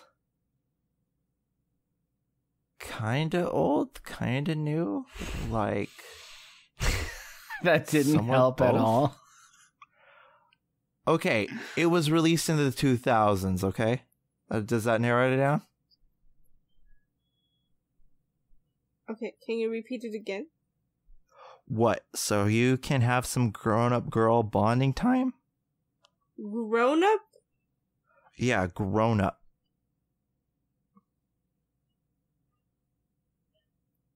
I act like that, like if that helped. Okay, I'll give you guys 5 more seconds.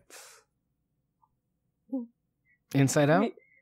Oops. No. Freaky Friday? Nope. The answer is Nancy from Enchanted. Oh. Yeah, no. Yeah. It was I would pick any other line from that movie, but a lot of them leads to the fact that it is enchanted, so I picked the most difficult one out of enchanted. So yeah. Also, it's Elsa, so okay, so this one, 34. It's just the honey glow in my cheeks. Moreno. Is it Winnie the Pooh? No.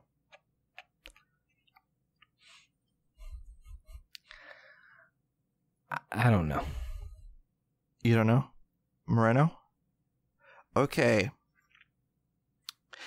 It is said by Felix Jr. from Wreck-It Ralph. Yeah. Okay. Number 35. A minute ago, I thought I was related to a murderer. You're a total upgrade. Alexis. Coco. Yes. Miguel. Yes. Okay, the next one. This one is a little bit difficult. Goodbye may seem forever, farewell is like the end, but in my heart's the memory, and there you'll always be. I feel you, Alexis. I was like, what the fuck? Okay, you're gonna have to do that again.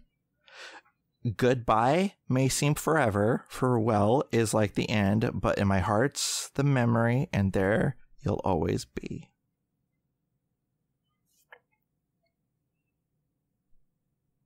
Alexis Soto.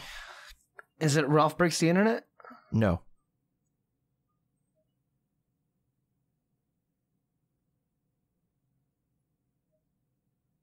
Is it Okay. Robin Hood? Nope. We need to give you guys 5 more seconds. 5. Winnie the Pooh. Nope. I have no clue. Okay, the answer is Widow from Fox and the Hound. Oh. I've only seen that movie once because it made me cry a lot. It's the part where she drops him off. Yeah. I mentally blocked that image out of my head. Maybe that's why. Maybe if you unblocked it, maybe you would have gotten the answer. Okay. Number 37. I swear I'm sweating like a sinner in church. Okay, Alexis Soto. Dottie? The Princess and the Frog? Is it? Yes. Okay. I doubted you for 2 seconds there. I was like, that's not her name. Yeah, it's not. It's Charlotte. So it is Charlotte. It is Charlotte. Okay, why did I say Dottie? I don't So know. the name is Charlotte. Yeah. Oh, okay. Okay, I'll give you the both points because I know what you meant. Okay, 38. A queen is never late. Everyone else is simply early. Moreno. Queen Clarice of Genovia. What movie? What movie? Princess Diaries. Yes. Okay. Was she finished? She wasn't finished, Kyle. She... Is it the Princess Diaries 2? Or 1? I got it from 1. I thought it was 2. I She thought it coulda was said- 2. She could have said it in both movies. That's true. But anyway, 39. One of my favorite Disney lines ever. Babies, my poor little poopsies. Moreno. Ursula, the Little Mermaid. Yes? Yes. Okay, the next one. This one's difficult. You buttered your bread, now sleep in it.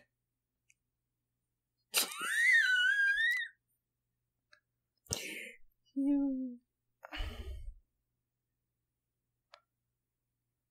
I'll give you 15 seconds. My guess, Okay, Pirates Alexis? of the Caribbean? no. No. You buttered your bread? Now sleep in it. I picked very difficult ones. Is it Mushu? No. Okay. Yes, Moreno. Is it from Pinocchio? Yes! Yes! Okay, which character? I don't think fuck is a character.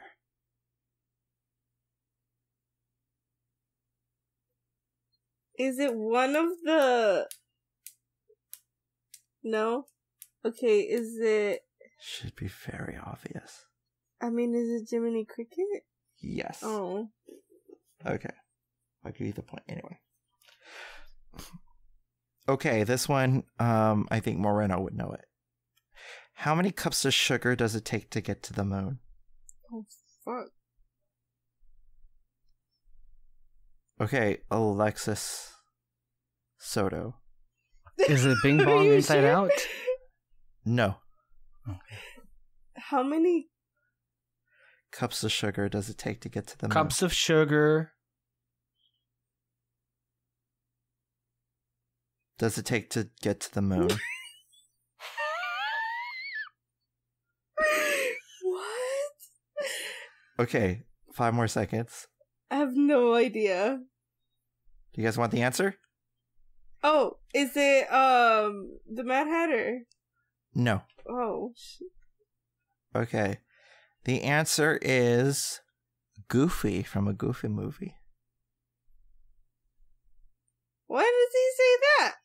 He says that to young Maxie. You know, in the flashback sequence.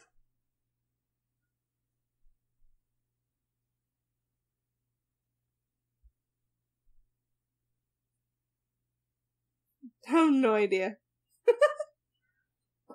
Yeah, towards the beginning when he's thinking about like his son when he's going on that vacation and all that stuff, and he remembers when Max was little and everything like that. Towards the beginning of the movie, he says that to little Maxie.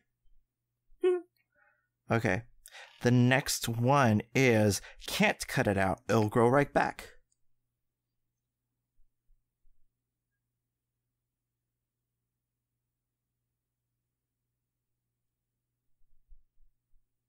I'll give you guys 10 seconds. Moreno? Is it Pinocchio? No. 8, 7. I don't know. I don't know. Alexis Soto, you have any? No? No. The answer is Rafiki from The Lion King.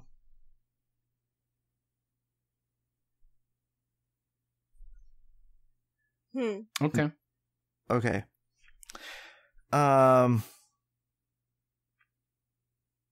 Okay, this one. 43. Who are you calling busted, Buster? No idea.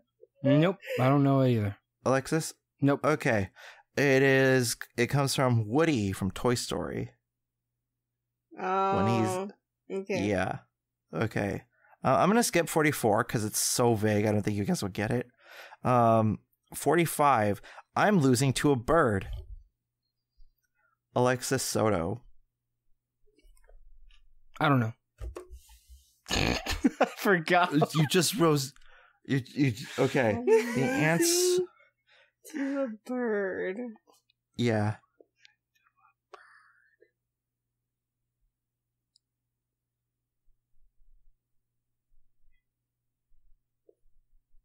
Five more seconds. I have no clue. Okay, it's Hugo from Hunchback of Notre Dame. Oh, flat. Yeah. Oh my god. Fucking Lindsay. You're telling me I'm losing to a bird. Lindsay Ellis used to know. Oh my god. What Okay, are y'all doing?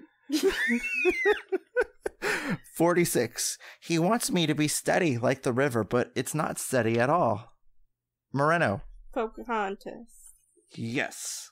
Okay. By which character? Oh my god. It's Man. Pocahontas. Okay. Good. All right. Number 47. People who tell you where to go and how to dress, you're not free to make your own choices. You're just trapped. Alexis. Are you just raising your hand? Just to raise your hand? No. I know it. You're like a little freaking 6-year-old. No, I know this. Moreno. I've heard. He didn't even let me guess. Okay, guess. Hurry up. I give you 5 seconds. Jasmine. Aladdin. Yes. Okay. That's why I knew it. Yeah. I don't just raise my hand. I know it. But then when you call on me, I was like, wait, what? Okay. 48. Just pick an eye, babe. I can't concentrate on what I'm saying if you keep... Yeah, pick one. Yes. You didn't even Alexis. see who's raised their hand first. Okay. Whose hand was raised? I don't Be know. honest. Okay, let me say the quote again, and let me see who raised their hand up first. After I say the quote. But that makes no sense. Just pick it. Just pick it. Okay, let me say it, and let's see who beats you guys to the finish. Okay, just pick an eye, babe. I can't concentrate on what Alexis Soto. You are cheating, sir. I don't know what there is to be cheating of. We know the question, but okay. Oh wait. Just okay. Rock paper scissors. Go. No, I forgot. Can I say Alexis. the movie? Okay, what movie? It's Moana. Okay. I which remember character? now. Which Go character? ahead. Alexis. Go ahead, Alexis. I'll give it to you. Alexis, which character? Me? Which character? Which character, Alexis? Tamatoa. Yes. Okay. You get a point. Both of you guys get a point for that one. Okay. 49. You're not gonna get that one. Okay, 50. Rum punch. Quite satisfactory. You said this one last time too. I did? Yeah. I think. Okay. Because I think I did the same thing. Mary Poppins. Yes. Which character? Mary Poppins. Yes. Okay. All right. The greatest gift and honor is having you for a daughter. Yes, Moreno. That's what he says. I don't know his name. It's Mulan's dad. All right, I'll give you that one. All right.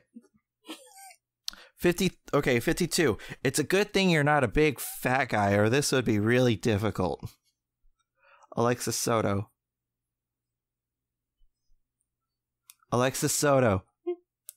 I He's give just it to Moreno. raising his hand, and now Hold on, we're having connection issues right now. That's why it's a little bit of a delay. I thought I knew it, but I forgot it. Go ahead, Alexis.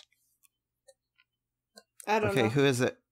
Okay, Alexis Soto. You have 5 seconds to redeem yourself. No. Okay, the answer is Cusco from The Emperor's New Groove.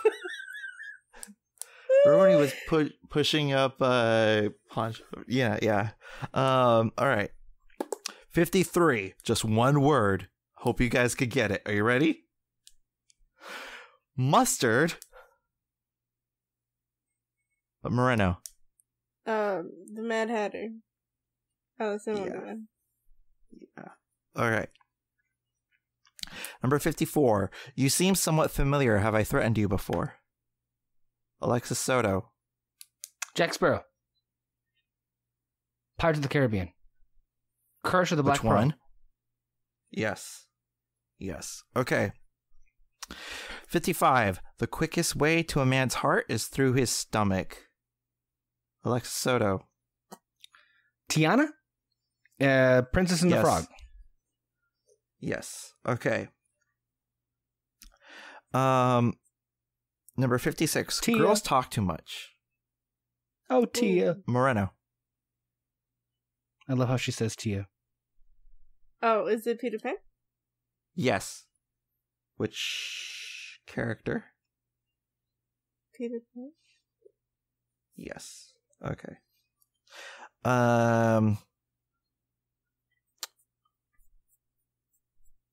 Where was I? Oh, okay. 57. Second president appears to be bed sheets.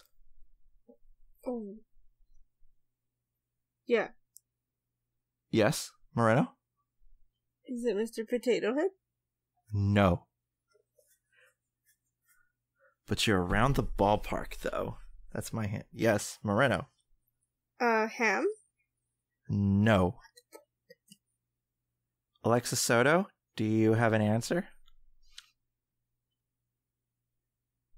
Buzz Lightyear. No, he's not there. he's not. Oh, At is least it he- the toy soldiers? Yes, I'll give you that one. It's Sarge. All right. Number 58. I love the way your little foul mind. Wait, hold on. I love the way your foul little mind works. I Okay, love the Alexis way Soto. your foul little mind works. Jafar, Aladdin. Yes. Okay, so the number 59 is on a scale of 1 to 10. How would you rate your pain? That's a movie quote? Yeah. Moreno. Baymax. Yes. Which movie? Big Hero 6. Oh, Yes. right. I feel like you Okay. can't see my hand because you don't call on me. That's why I do this. Yeah, I know. I just like put my palm in. Yeah. in the camera. Okay. Number 60. No matter how the wind howls, the mountain cannot bow to it. Alexis Soto. The Emperor, Mulan. Mula?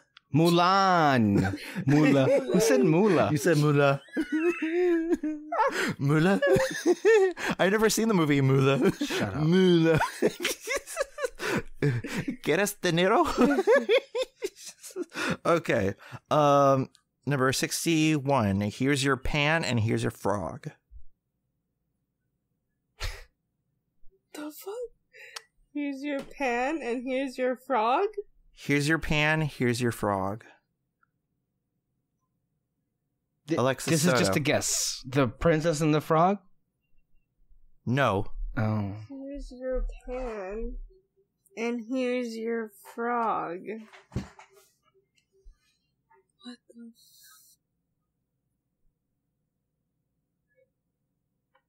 I'll give you a hint. The movie has already been mentioned before in this game. I'll give you 10 more seconds. I have no idea. All right, give up. Alexis Soto? Okay, the answer is Flynn from Tangled. Oh, frog! Alright, number 62. Blow Me to Bermuda. Moreno? Is it the genie? No. Alexis. You know what? I'm not sure this is fair because I don't think Alexis Soto has seen this movie. Moreno. Goofy? No. I'll just give you guys the answer. The answer is Merlin from Sword in the Stone. Oh. Okay. Number 64. Ladies don't start fights, but they can finish them. Moreno. Marie from the Aristocats? Yes. All right. Let's see. Number 65. If you're going hard enough left, you'll find yourself going right. Alexis. Is it Onward? No. I got another one. Yes. Cars. Yes.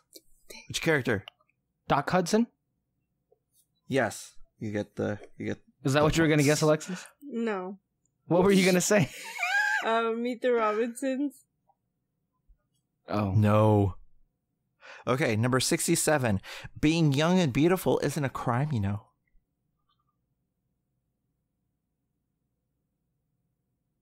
Hint, live action.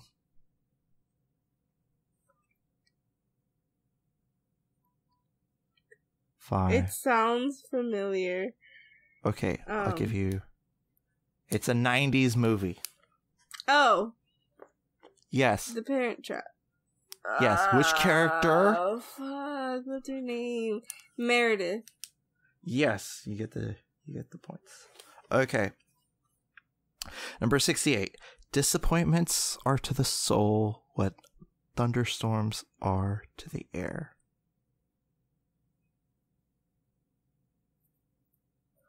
Alexis Soto, you fuck. You should know this one. You quote it to me often. Repeat it? Okay. Okay, Moreno had her hand up first. Let's see if she gets it first. Yes, Is Moreno? it Cogsworth? No. No. Okay, let me repeat it.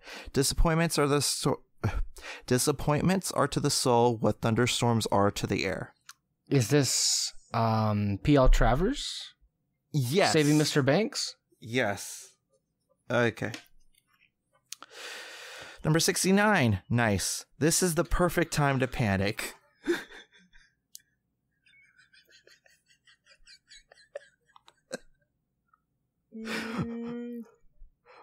Alexis. Mike Wazowski? No. Moreno. Is it Rex? No. Same ballpark, though. Is it Buddy? Yes. Which movie?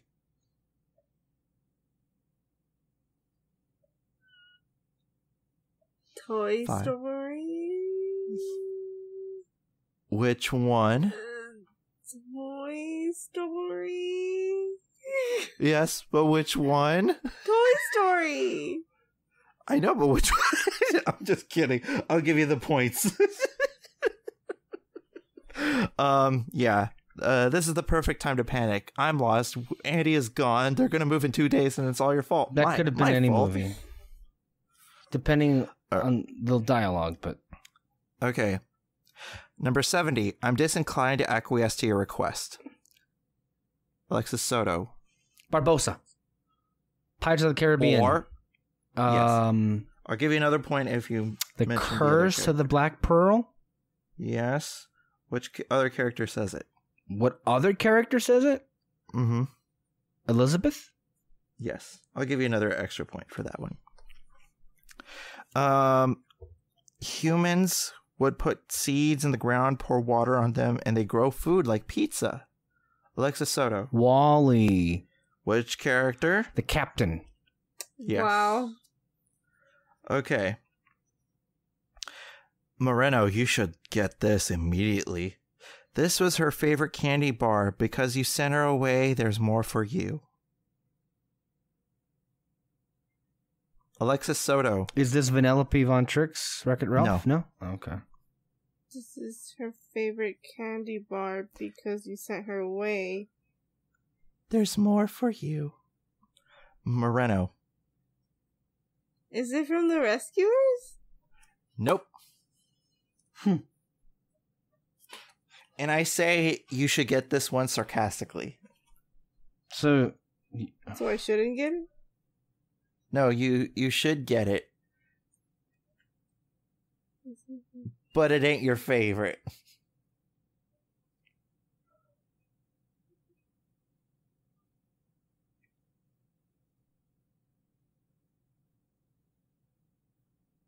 I have no idea. Okay, Alexis Soto, do you have any idea? No. Okay, the answer is Russell from the movie Up. There's no way. All right, we're down to the final 3. Number 73. Oh, great. If anyone attacks us, we can blink them to death. I don't know, but it's... It is a funny line. Oh my god. I can hear it. Okay. Repeat it. Okay. Oh, great. If anyone attacks us, we can blink them to death. Is it live action? No.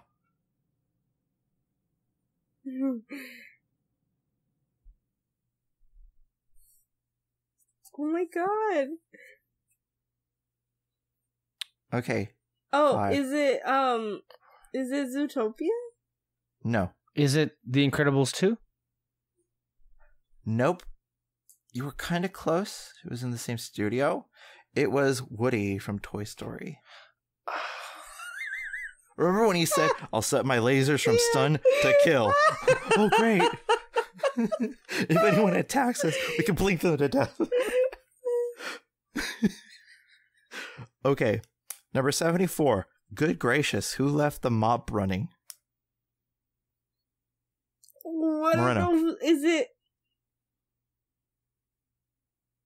Fauna from Sleeping Beauty? You're so close, but I'll give you the points anyway because you mentioned it was a fairy and it was Sleeping Beauty. It was Flora, actually. Oh. You know what? Just to be fair, on I'll give you the points. Okay. The last one. Are you guys ready? Oh, he's so handsome, just like his wanted posters. Moreno. No, wait. No, Alexis Soto. He had his hand up first. Is it Tangled? No. Alexis Moreno. Is it from Beauty and the Beast? Nope. Let me see.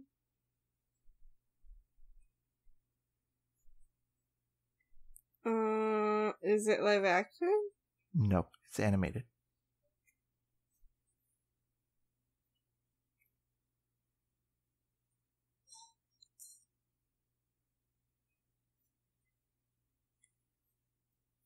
I guess we're done, right?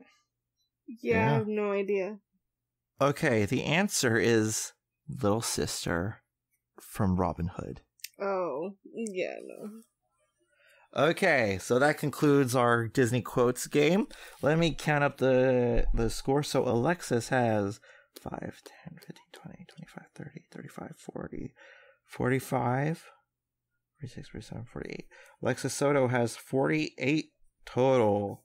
And then Alexis Moreno, she has 5, 10, 15, 20, 25, 30, 35, 40, 45, 46, 47, 49. Wow. She has 49 points. So Alexis Moreno is the winner of this episode's Disney Quotes game.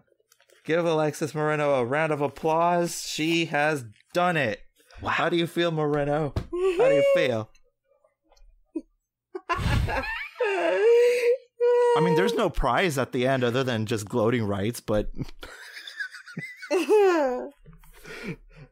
Moreno wins by 1 point. Did anyone think that? Like that? Wow. That's kind of incredible. Like, you win by 1 point?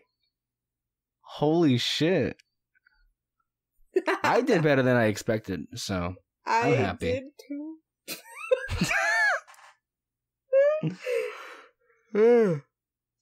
All right. That concludes this episode, guys. Did you like what you heard here? And if you did, you can check us out everywhere you listen to podcasts. Check out what's going on the Fantasy Fair, To the Table, Bond and Beyond, whenever that fucking comes back. You are the person to ask. I know, but like, when is No Time to Die gonna come out? I don't know. The world doesn't know. It's like the Tootsie Pop. The world may never know. So, yeah. Without further ado, I'm Kyle Lira. And please subscribe if you haven't subscribed on all the streaming devices. Also, I was gonna say stay magical, everyone. Stay under the spotlight. Bye.